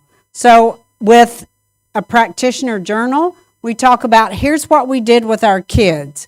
Here's how they responded. Here's what they liked and they didn't like. Here are the things we would do differently next time. Okay, that's conversational. If it's too clinical, then it doesn't match the readership for a teacher journal. If it is too conversational, it doesn't match the readership for a research journal. So this is where you need to make sure you're following the tone and the type of writing that's done for that journal, what is published. Okay, outside the journal's boundaries, this is what Laura said. It could be too novel. It could be too far out there to where they're not willing to publish it because it's too controversial, or that it's too dated. That we had this conversation years ago, and that this is related to, it doesn't advance the discourse. Or it could be that you took the wrong lens, you took the wrong perspective on how you want to report it. So maybe you're looking at, what does this mean for gender? And maybe it would be better to be looking at, what does this mean comparing content areas? So they're not going to publish it unless you have some findings that are adding new to the field. The next to the last bullet, the claims are not supported. This is what I mentioned earlier. You're making assertions. If you make assertions in your lit review without citations, that means they are not supported. They're not connected to the research literature. If you make them in your findings, then that means that you're making claims that you don't have data to support. So you need to make sure that everything you claim is connected to your data. So if I'm focusing on about conceptual understanding, conceptual change related to moon phases, and then I start talking about the students really liked this type of instruction, and if they were highly engaged, I don't have any data for that. I know what they understood about moon phases before instruction. I know what they understood about moon phases after instruction. I don't know if they liked it or not. I didn't care if they liked it or not because it wasn't my research question. But if I start talking about the students were highly engaged, the students were more engaged with this instruction than in other types of instruction, and I'm doing that in the results section, I don't have any data to support that. So they'll say you're making unfounded claims. So you need to make sure what you're reporting matches your data. People do that all the time because they say, oh, I was observing in the class, they were really highly engaged. Yes, they might have been, but you don't have any data to support that. So you need to make sure you have data to support everything in your findings. Now, if you're in your discussion and you're talking about why was this so effective, then you're speculating, and you can speculate in the discussion as long as it relates back to your findings. So your findings have to be supported with data. And then the research questions are unclear. This is about the design of your study. So if it's unclear what you're researching, then it's going to be hard for someone to follow. So you want to have clear research questions and a rigorous methodology. And all rigor means it is systematic and that you're reporting it. So if you find an article with, like Laura said, methodology similar to what you want to use, it's okay to cite that article. You don't copy their words, but you can use the way they gathered data. You can use their instrument. So connecting your methods to another existing study is helpful to show that the methodology is rigorous. But you need clear research questions, and your data need to match your research questions. Like, I wanted to know conceptual understanding of moon phases. So I looked at what do they draw about moon phases? What do they say about moon phases? How do they use models related to moon phases and what causes moon phases? How do they respond when I use the models? And then how do they respond to a card sorting activity for the sequence of moon phases. None of that has to do with, do they like this type of instruction? So it needs to be, my research questions need to be clear and connected to the data I gathered. I have to be able to answer that question with my data. And then last but not least, it can be due to a lack of a knowledgeable reviewer. Reviewer 2, in the case that I told you, which is a true story, and it really was reviewer 2. There are jokes about reviewer 2. Mine really was a reviewer 2. That person didn't know what they were talking about. And I did call the editor and say, they don't know what they're talking about. This is a libelous, that means they've made a claim against me that they can't support, and it could damage my career, my reputation. So I went to the editor and said, this person doesn't know what they're talking about, and they're going to get you in trouble. So any questions on reasons for rejection? So we talked about what to do to get published, and these are the things to be aware of to avoid rejection. So it's the other side of the coin. It's the other hand. Okay, is there a question in chat? Okay, all right, so next slide.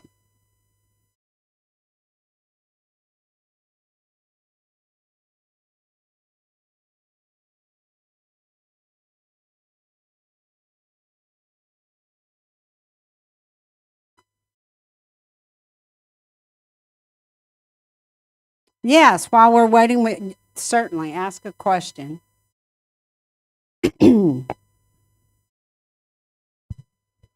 Thank you. Maybe I just want to ask. I tried to explain it in English. How if we want to publish our article, should we put all of our data to one article, or we can separate it? I mean, fragment our data, especially. For example, maybe I want to know about the water pollution, about based on the animal we call in biology macrozoobentos. Yes.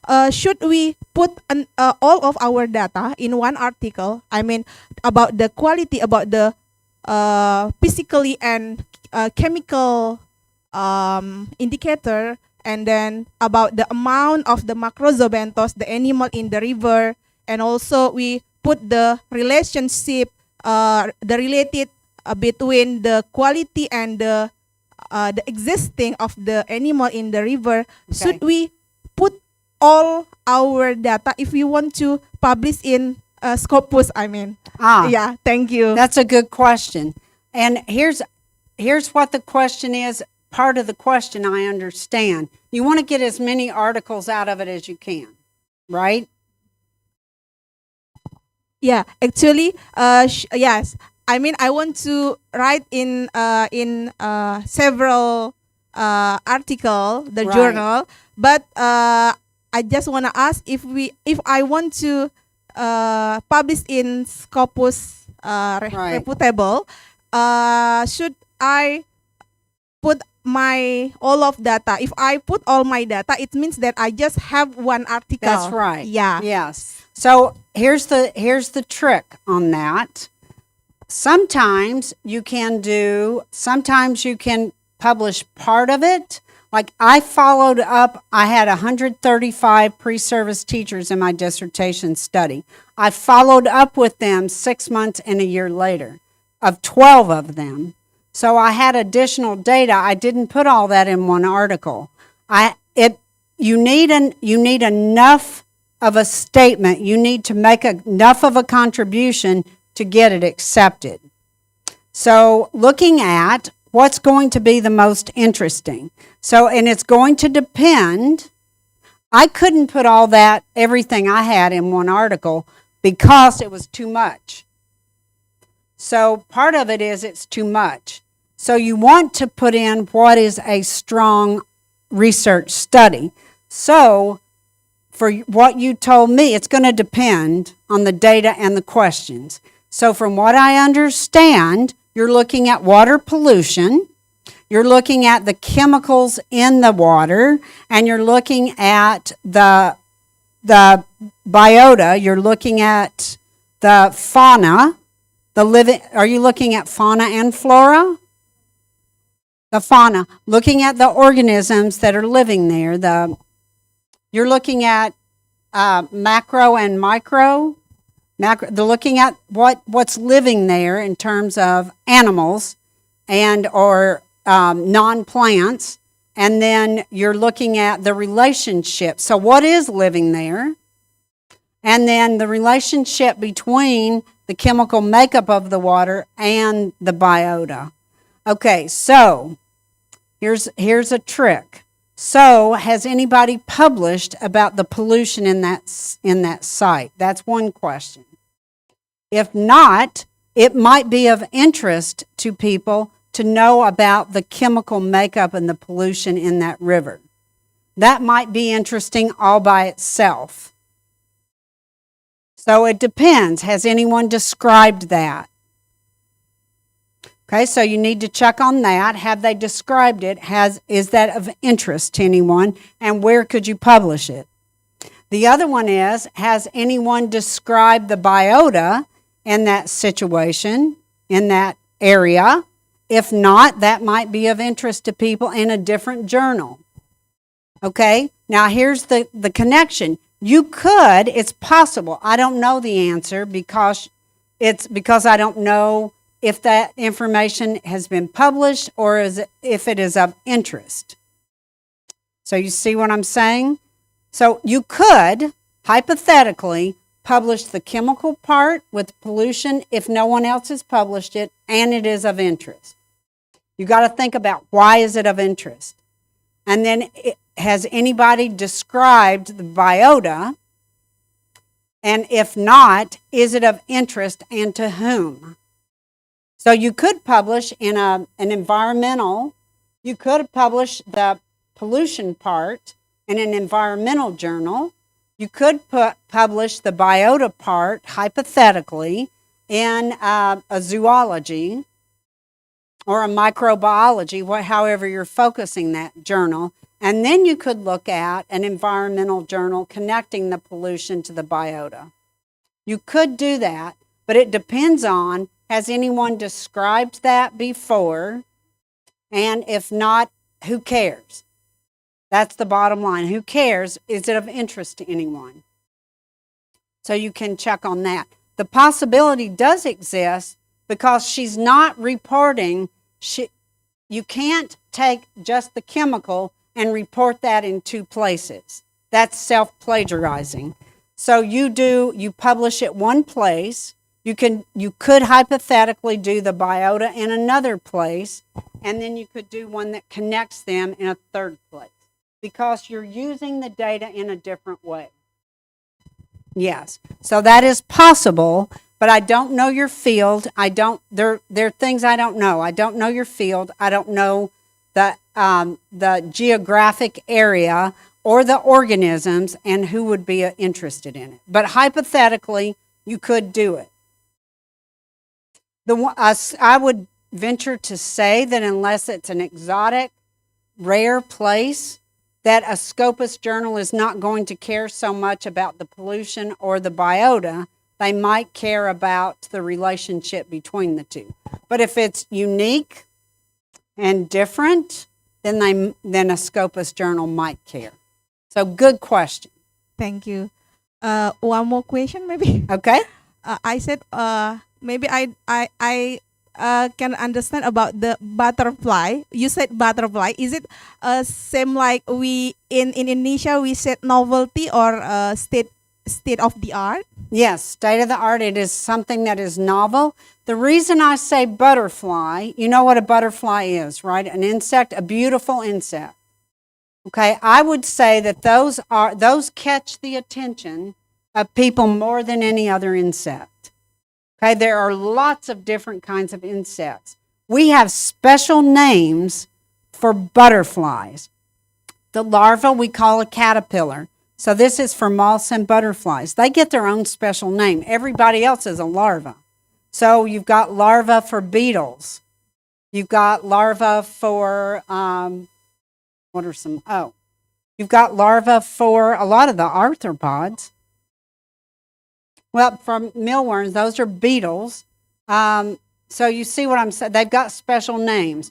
When it goes into the pupa, for a butterfly, it's called a chrysalis. So that is something unique, and they're special, and people love butterflies because they're beautiful and unique. In the aquatic world, people love sea slugs because they're beautiful and exotic and unique. So you need something that is beautiful, attention catching, that's why I say find your butterfly. Find what is novel. Find what is beautiful in your research area that someone would care about. Everybody loves butterflies. Not everybody loves beetles. Right? So are roaches beetles? I think they might be. Are roaches, you're the biologist, are roaches beetles? A lot of pests are beetles. So not everybody loves beetles because they damage crops, they carry disease. Butterflies pollinate beautiful flowers. So you want to find something that is beautiful and unique. Good question. Yes. Other questions? Yes.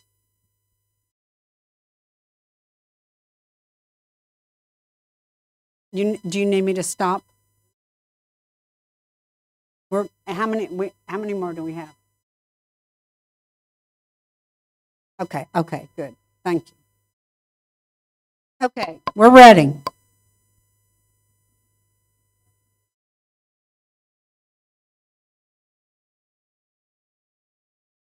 The point 4 of the top reason for rejection is about outsider journal boundaries like to date or novel. So, how we can find out the limits of the journal, such as comparison of data collection, time and data publication process. For example, if I have data that I obtained in 2021 or 2022, can I use that research data as a journal article in this time? Thank you. Oh, are you talking about what Laura talked about, finding an article to use as an example? No, like this. I have the point 4 is for the outside journal boundaries is to date. Oh, yes. If it's in the last 5 years, that's considered current. It can be within the last 10 years. But if it gets beyond 10 years, it needs to be a seminal article. And here's the other trick. If you're citing something from 10 years ago and more current research has been done, then that's how you know it is dated. If it's 10 years ago and nothing has been done since that time, it's the most current. So try to find the most current and the ones that everyone is citing. Seminal means the most important in that area. So an article that is like by a top researcher in your area that a lot of people have, you can look at the number of citations. In Google Scholar, it can tell you how many times that article has been cited. So look in Google Scholar and it'll tell you the number of citations. If it's got like 27,000, that's a lot.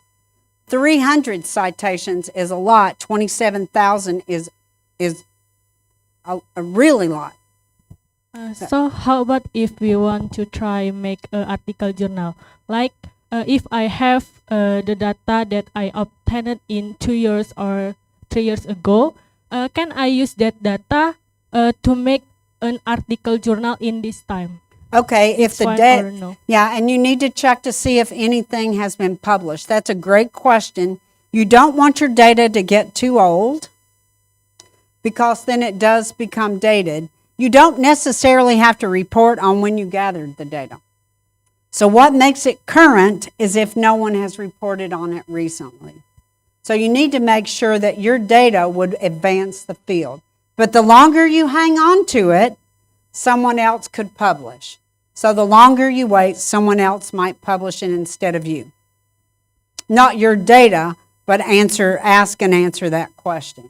Great questions. Okay, thank you. Thank you, Tara Makasi. Okay, any other questions? You all are amazing. Okay, next. So on the review process, so the first step, the very first step is when the lead editor, so the not the managing editor, but the editor-in-chief gets the article, they determine the alignment. So they will not send it out to reviewers. They will reject it and say, this is not the right journal for your article. So it's the wrong content area. Is it theoretically grounded and empirical? So some of the journals are going to require a theoretical foundation and others will not. Computers in Education does not require theoretical foundation. Computers in Education has very short sections. They're very concise. So I like writing for them because they're not verbose. You know what you're supposed to put in there, but you have to have a good study.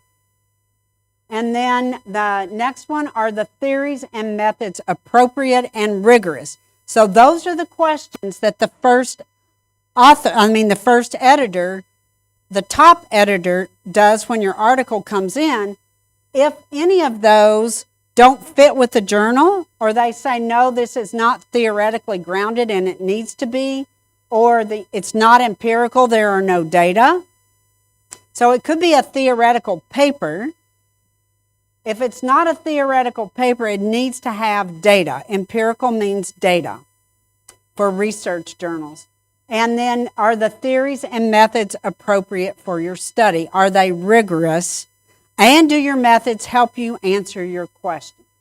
Okay, next, please. Okay, the next one is an automatic system is going to check your article. This is true of almost all journals now.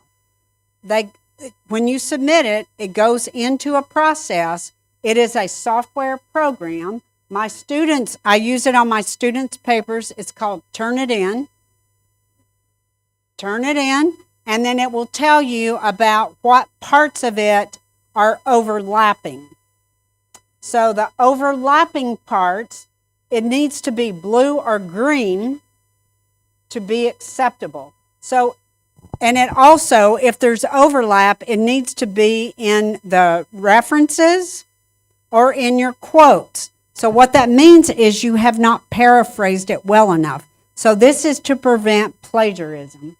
So your minimum standard for the duplication, how many %? Okay, when you do turn it in, it gives you a color code. So it needs to be in blue. Very rarely are they in blue because you have citations. The citations will be picked up too. And or green, in the green range. They will let you know. So you can do you have Turn It In software here? So you can Turn It In yourself. Don't put it out in the database or it will flag you for self-plagiarism. I don't do proceedings anymore because those will show up and Turn It In. And then I have to explain and write long letters about this is a proceedings and it's not copyrighted. So it creates problems for yourself. Make sure you don't turn it in to the overall database, but check for duplication. Library of our university using Turn It In, yeah? And the standard is about 20%, 25, I think, eh? 20%, 20%, 20, yeah. Possibility, yeah, okay. Yeah. Yeah. But in my journal, I use authenticate. Authenticate, yeah. So sometimes it's a more rigor. Yeah? Authenticate. So there's Turn It In and there's authenticate. Yes. Okay, and you have that in the library, so be checking for your writing. Okay? So this is authenticate is what you're talking about. So authenticate is one of the ones. Turn It In is another one. So you're looking at the overall match. This excluded quotes, the bibliography was included, and it has 16% overlap. Here's another way that you get overlap.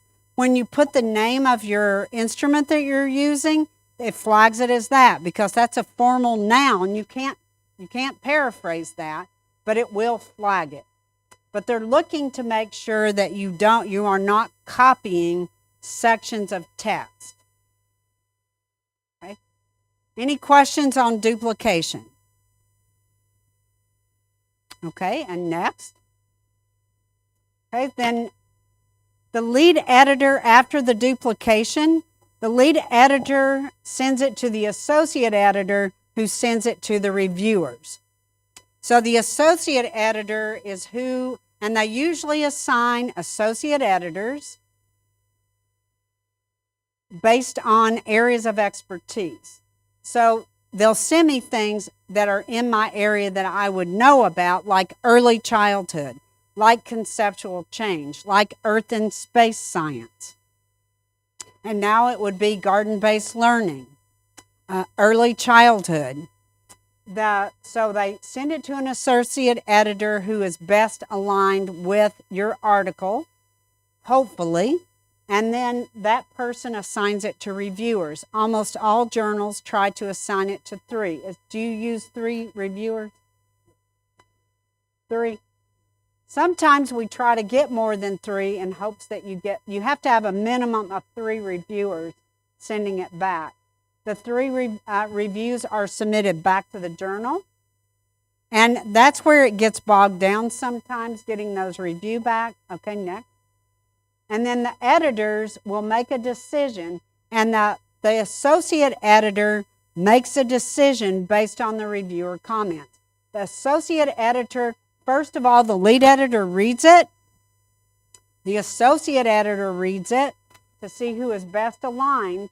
Then the associate editor makes a judgment based on the reviewer comments and then makes a recommendation to the head editor.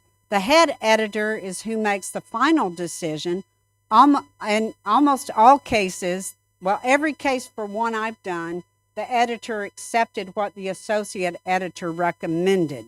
They either recommend minor revisions and accept, major revisions and accept, reject and resubmit, meaning that they're interested in your research, but you've got too many things to fix right now. So if you fix it, then they are more likely to be able to publish it. And then the last one is reject. Just because it's rejected does not mean that you cannot revise it and resubmit it to the same journal unless they say, we don't want you to resubmit this article. But you would have, on these, the first three, oftentimes you don't have, thank you for coming, Tara Makasi. So the first 3, you don't have to usually resubmit it. You can go back into the same submission and fix it. And the bottom one is you would have to start the process over. The next to the last one, reject and resubmit, could be that you have to start the process over. The top 3, you could leave it in the system and you just upload your revised document. So any questions on the review process?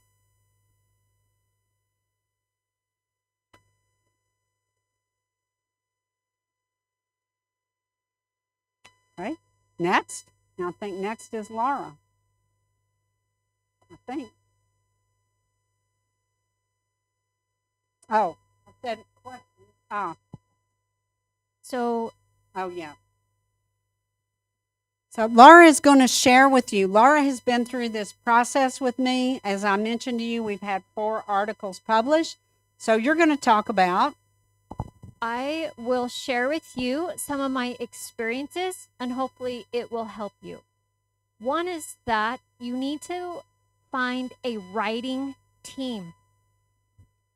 Someone who works hard like you do. I was on a research writing project with an individual who said they wanted to write.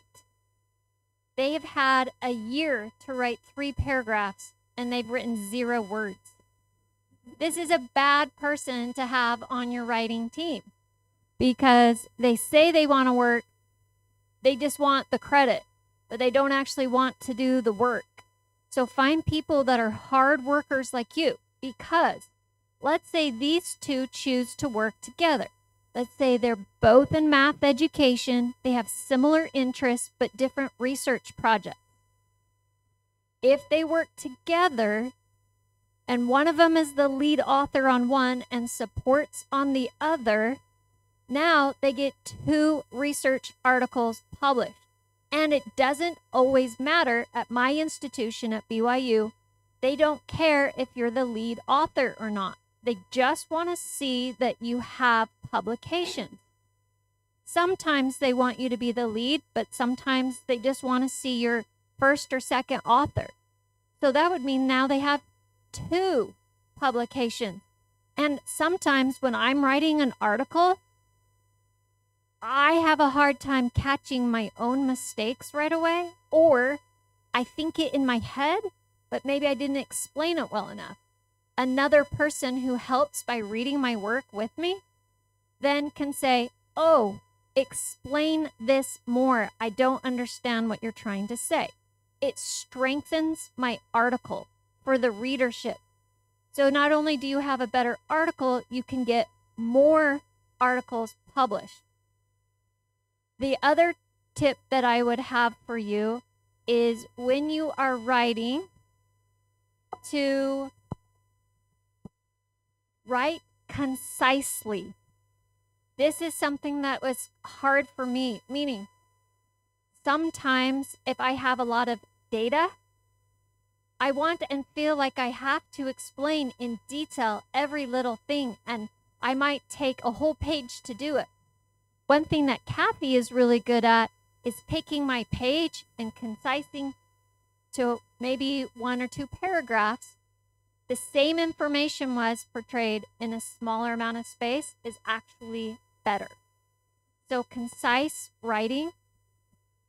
And the other thing that I would say is find some area of research that's interesting to you, yes, but that someone or other people haven't already written much about. So as an example, for my dissertation, no one in the world has published an article studying pre-service teachers' engineering design efficacy. No one in the whole world. So I hope that when I go to publish this in different journals, because I want to publish it, break it into smaller parts like you asked, that it has a higher chance of getting published because no one else has published about this particular demographic area, pre-service teachers, before. People have published about professional development with existing teachers, but not pre-service teachers. So find an area that someone has not already published about that will, like she said, make it more interesting and add to the conversation, because people need to be able to know. The hard part about this is in my literature review, I couldn't find any other things to cite for that particular demographic group. It can make it trickier, but hopefully more publishable. So Kathy, can you think of anything else to add to some tricks for publication? No, that's excellent. And thank you, Laura. Laura is a relatively new author. So what was the date of your first publication? 2022? The other thing is it takes sometimes years to get it published. We had one article that sat with reviewers for 18 months. Which is bad. Which is very bad. But then finally they accepted it. But sometimes we had to keep emailing them and communicating with them. How's it going? What else do we need? But it can take time. So, and thank you, Laura, for sharing your experiences. To build on what Laura said about a writing group, I worked with doctoral students. I told you everyone that I worked with has published. We had a regular writing team meeting every week. We're not meeting right now. We've been meeting for 2 years, once a week, unless it's a holiday, or right now we're traveling, so we're not meeting this week. But a writing team you can depend on. When I have over 200 publications, and when I started out, I had 0, and I was in a writing group at Ohio State, and we met on a regular basis every week. And here was the other trick to that. Our writing group had 2 doctoral students, a brand new assistant professor, and 2 full professors. So we had people who had varying levels of publishing experience. If neither of you have publishing experience, it's hard to move forward. You can do it, but it's going to be harder. To have someone, a more knowledgeable other. Our writing group at Ohio State had someone who was an associate professor, an advanced assistant professor, and I was the brand new assistant professor. I'd never published. So having people with varying levels of experience is helpful. Also, meeting regularly, because it makes it's hard to write. I mean, it's hard to write. But if you have to meet with a group and you've got to meet with them on Wednesday, you're going to try to get something done. And also, we are very clear about our goals, about what do we want to get done by next Wednesday. So that's why we've been able to be successful. We have varying levels of experience. We have regular meeting times. And we set clear goals that we hold each other accountable to. And like Laura said, the way we have 4 publications, Catherine Vela, the assistant professor, led on 1. I'm a full professor, I led on 1. Laura is a doctoral student, she's now a professor, but she had 2 publications accepted in her name as a doctoral student. So she has 4 publications right now that have been accepted, and she was the lead on 2 of them. So even if she was the lead on 1, she would still have 3 because she worked as part of a team. So that's a good way to go about it. The other thing, we started out with practitioner articles with my doctoral students. We always started out. We started out with practitioner articles. They're short. They're hard to get accepted. Only 25% of the articles that are submitted get accepted. They're still hard to be accepted. They are not indexed because people don't cite them, but they do help classroom teachers. And it gives you a publication, and it helps you learn the publication process. So be consistent, be rigorous. I recommend you start with a practitioner article to learn the process, and then move to the research article. Also, they're faster to do, and usually the turnaround is faster with this one exception. You also do have to follow up with the editors sometimes. You have to be persistent. So any questions about anything that we've shared?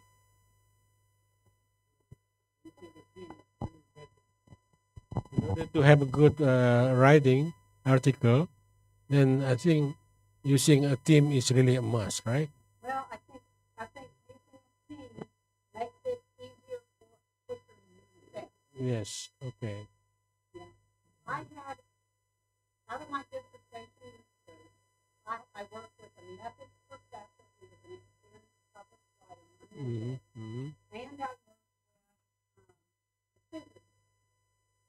So we worked as a team. I was the lead author, and I did all the writing. We didn't meet as a regular writing group. Yeah.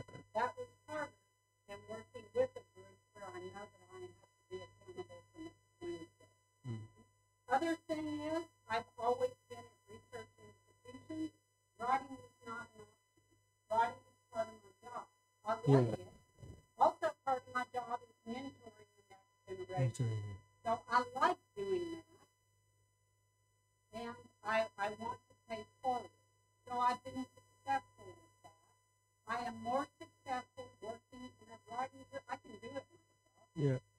And I've got a lot of, almost all my work is on the first topic. So I've done lion's share of the first work, but I am more successful when I work with a group because we're meeting regularly and we're helping each other. Yeah. So that's why I saw your is index in Scopus is 19. It's very top, yeah.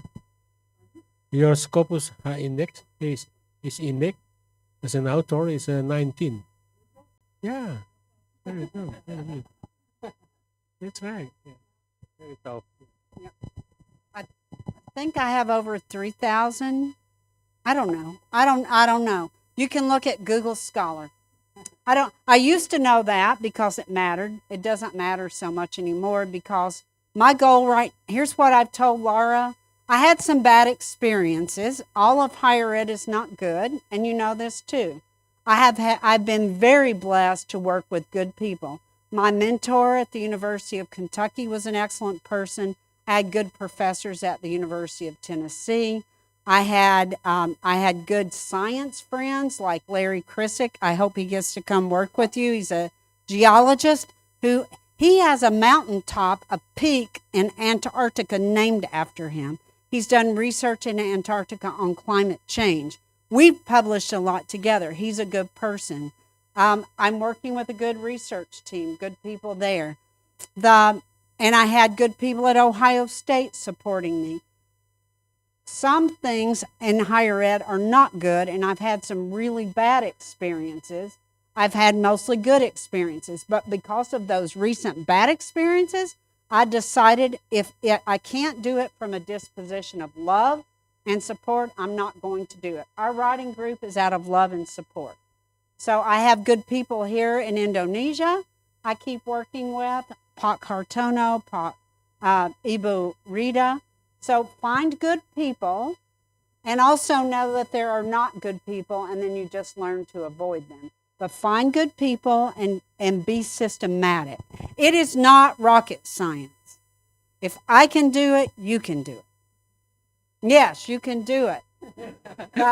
And I am happy to share with you, and I would even do for a class on how to analyze. I've got it set up where we could analyze practitioner articles to look for common elements. That's what I did with them at the very first. We analyzed articles for what are the common elements, and then you apply that same process to research articles.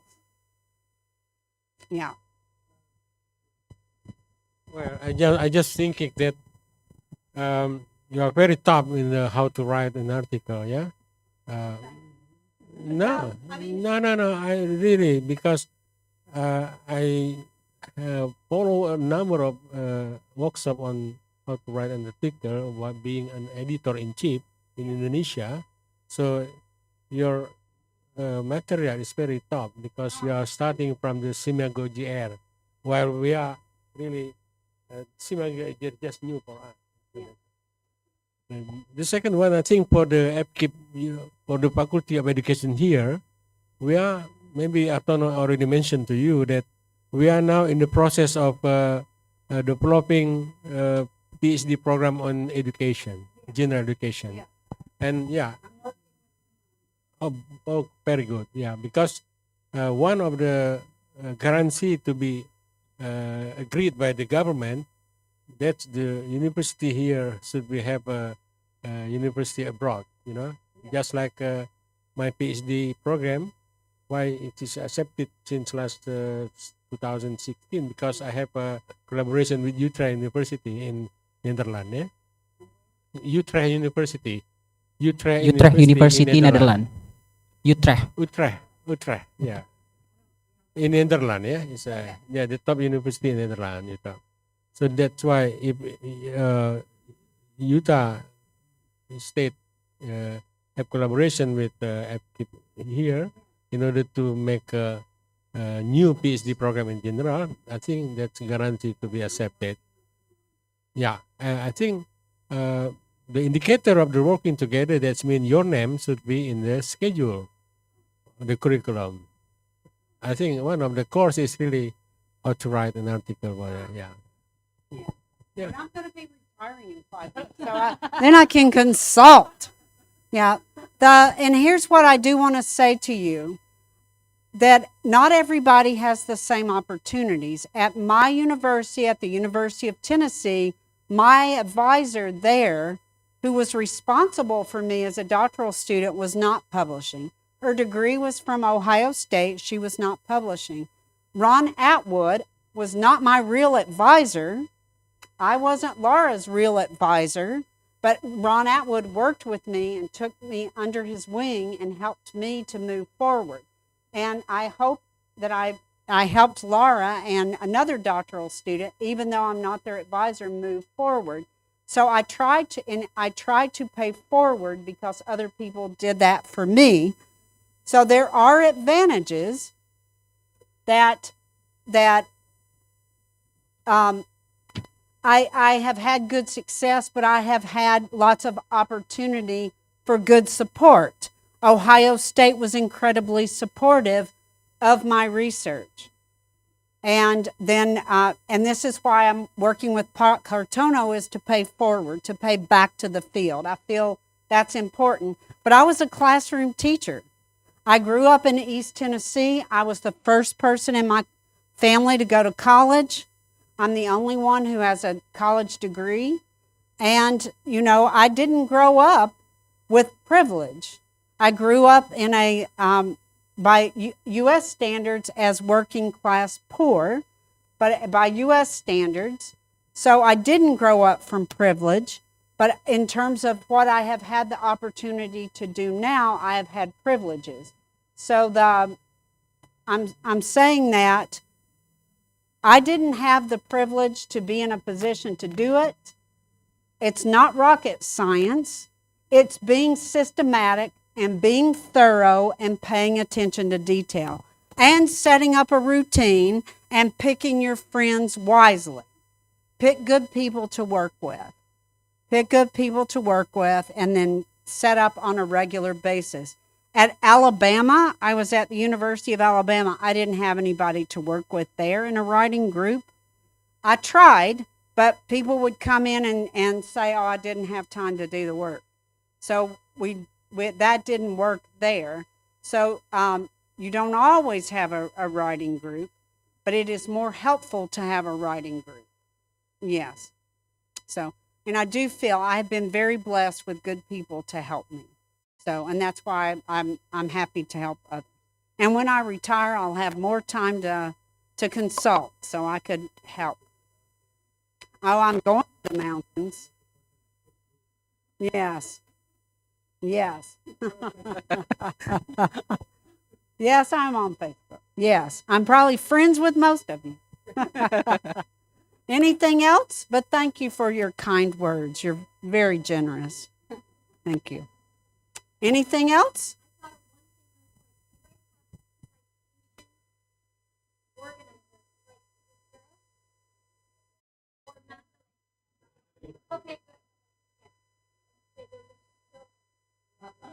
They aren't.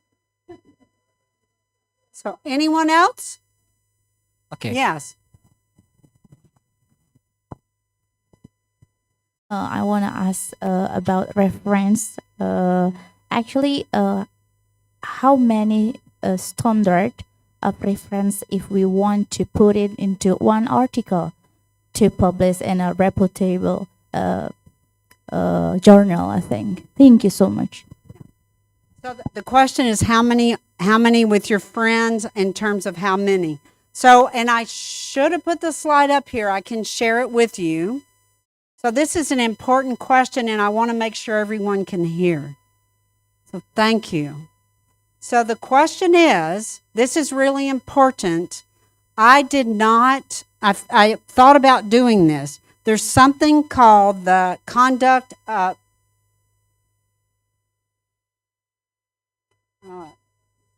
the conduct of ethical research or something like that. I can share it with you. And it is guidelines on who can be an author. So if someone helps with data gathering, now sometimes you pay people to help data gather. So if they've been paid for a job, they don't have to be included. on the authorship.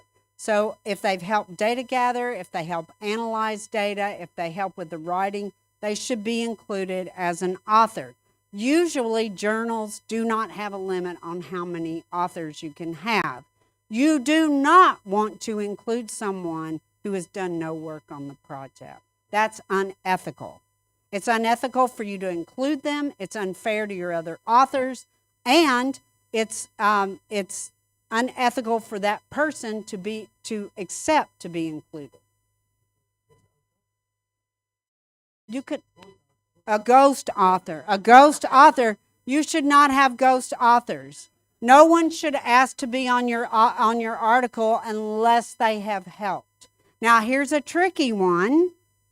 When someone helps you with a dissertation, if they have helped you with the design of that study, if they shared part of their research project with you, if they helped you all along the way with that, it is the right thing to do to offer to include them as an author, because they have helped you conceptualize, if they help conceptualize the study.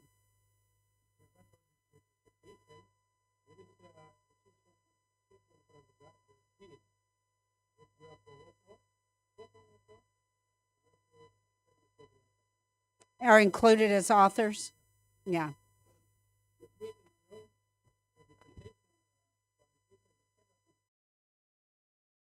Oh, I see.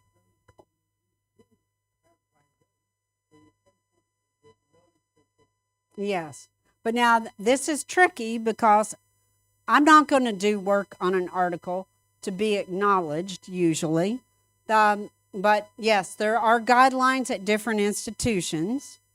And I'll give you an example. My advisor, my official advisor at the University of Tennessee, who was not publishing, she did not help me with the conceptualization or with the writing, not the writing of my dissertation, the writing of the article or the analysis or any aspect of it.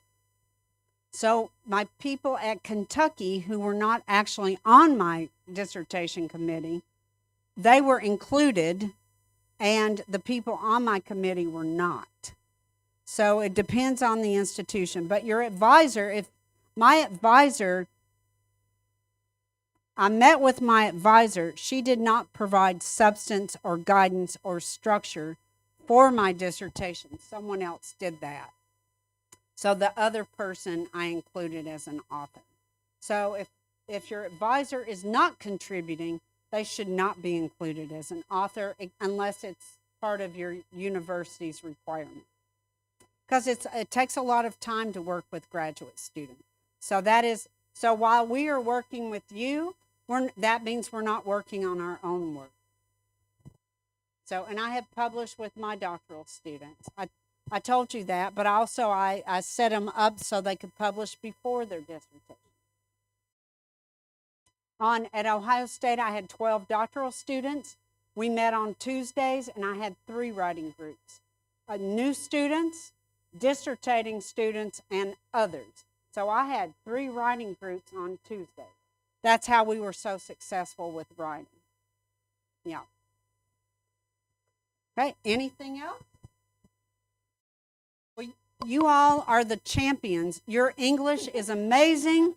You have endured through a long session, and you stayed engaged. You were awesome to work with. It was my very great pleasure and honor, and I'm humbled. So thank you. Terima kasih. All right, thank you very much, Prof. Laura and Prof. Katie, for giving such an informative, interesting, and insightful presentation to us. And yeah, if I can conclude several points that we discussed, that we learn about how to identify a reputable journal, to find the journal that is suitable with our article, and in terms of guideline and focus and scope. And then we also learn about data trend in Schema Go. And then, yeah, we also learn about reason for rejection and the review process, and the tips and the tricks to publish your article in the reputable journals. So yeah, there are a lot of insightful ideas that we got today. So please give big round of applause for our speakers today. Also, I will send a PDF of the content so in a PDF to make it easier. I put big pictures in my Yeah. PDF. I mean in my PowerPoint, so they don't need it.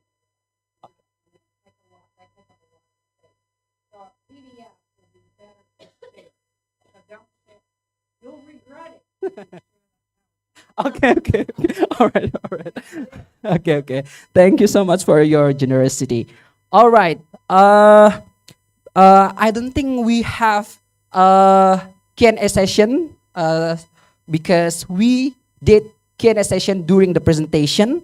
So I'm so sorry for our participant in Zoom meeting. I cannot deliver your question. Probably you can ask your question through email. Is that okay? Yeah. Okay. Well, thank you very much, Prof. Trando and Prof. Wheeler, for sharing your expertise and experience with us today. It's also such a fruitful discussion. And I would like to thank all the participants who are very active and engaged in this workshop. And then to end this session, I would like to say, people will die, but papers will never die. We think by writing, we think well by writing well. It is the time to writing, no time to waiting and do nothing. Let's do something and publishing. I'm Duana Sabta Nusantara. Thank you very much for your attention. Back to the MC. We're going to do a picture, right? Yes. Photo. Now we've had them with everybody else. Okay. Yes, okay. Sorry. Okay, thank you for the Katie and Laura for your wonderful presentation of this afternoon. Before we take a photo, we still have a little little agenda. So we asked the coordinator of workshop, Professor Zulkardi, to join us here to present a certificate of appreciation for our speakers.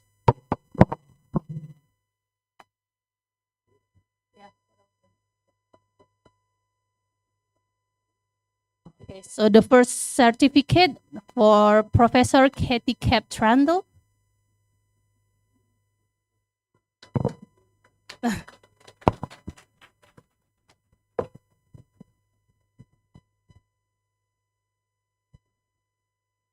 Okay, thank you. And the second certificate, Professor Laura Wheeler.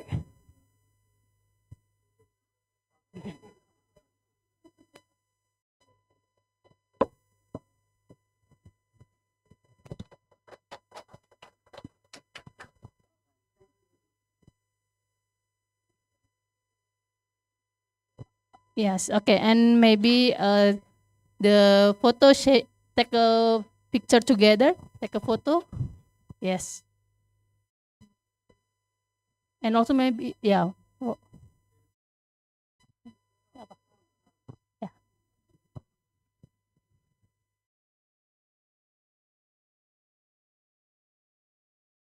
The freestyle. Yucha and Yunsri.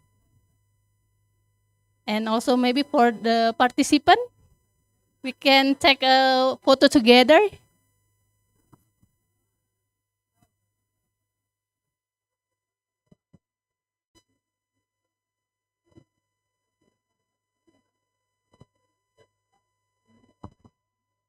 Maybe for the audience, you can stand up and then the photographer will take the photo in front of this. Ya, tinggal di situ aja.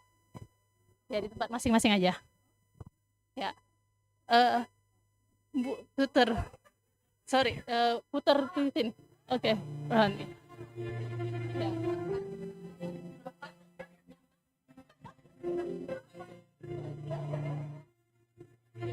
Ya.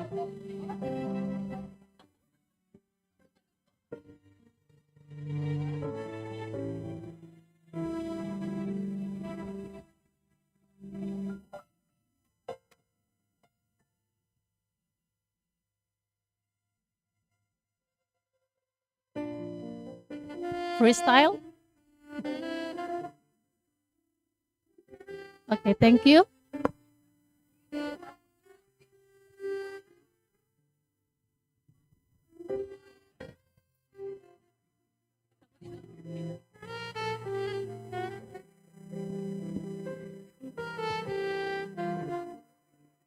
Once again.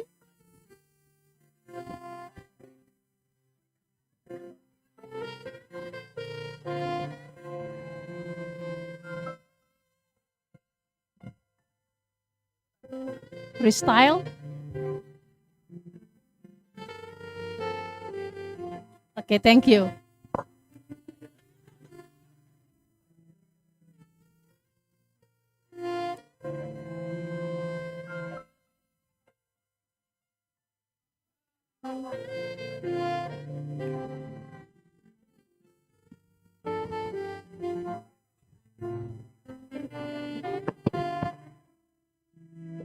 Okay, ladies and gentlemen, on behalf of the committee, I would like to thank you all for being a part of this workshop, and we hope you had a great time, and we look forward to seeing you again soon. Have a wonderful day. Thank you, and wassalamualaikum warahmatullahi wabarakatuh.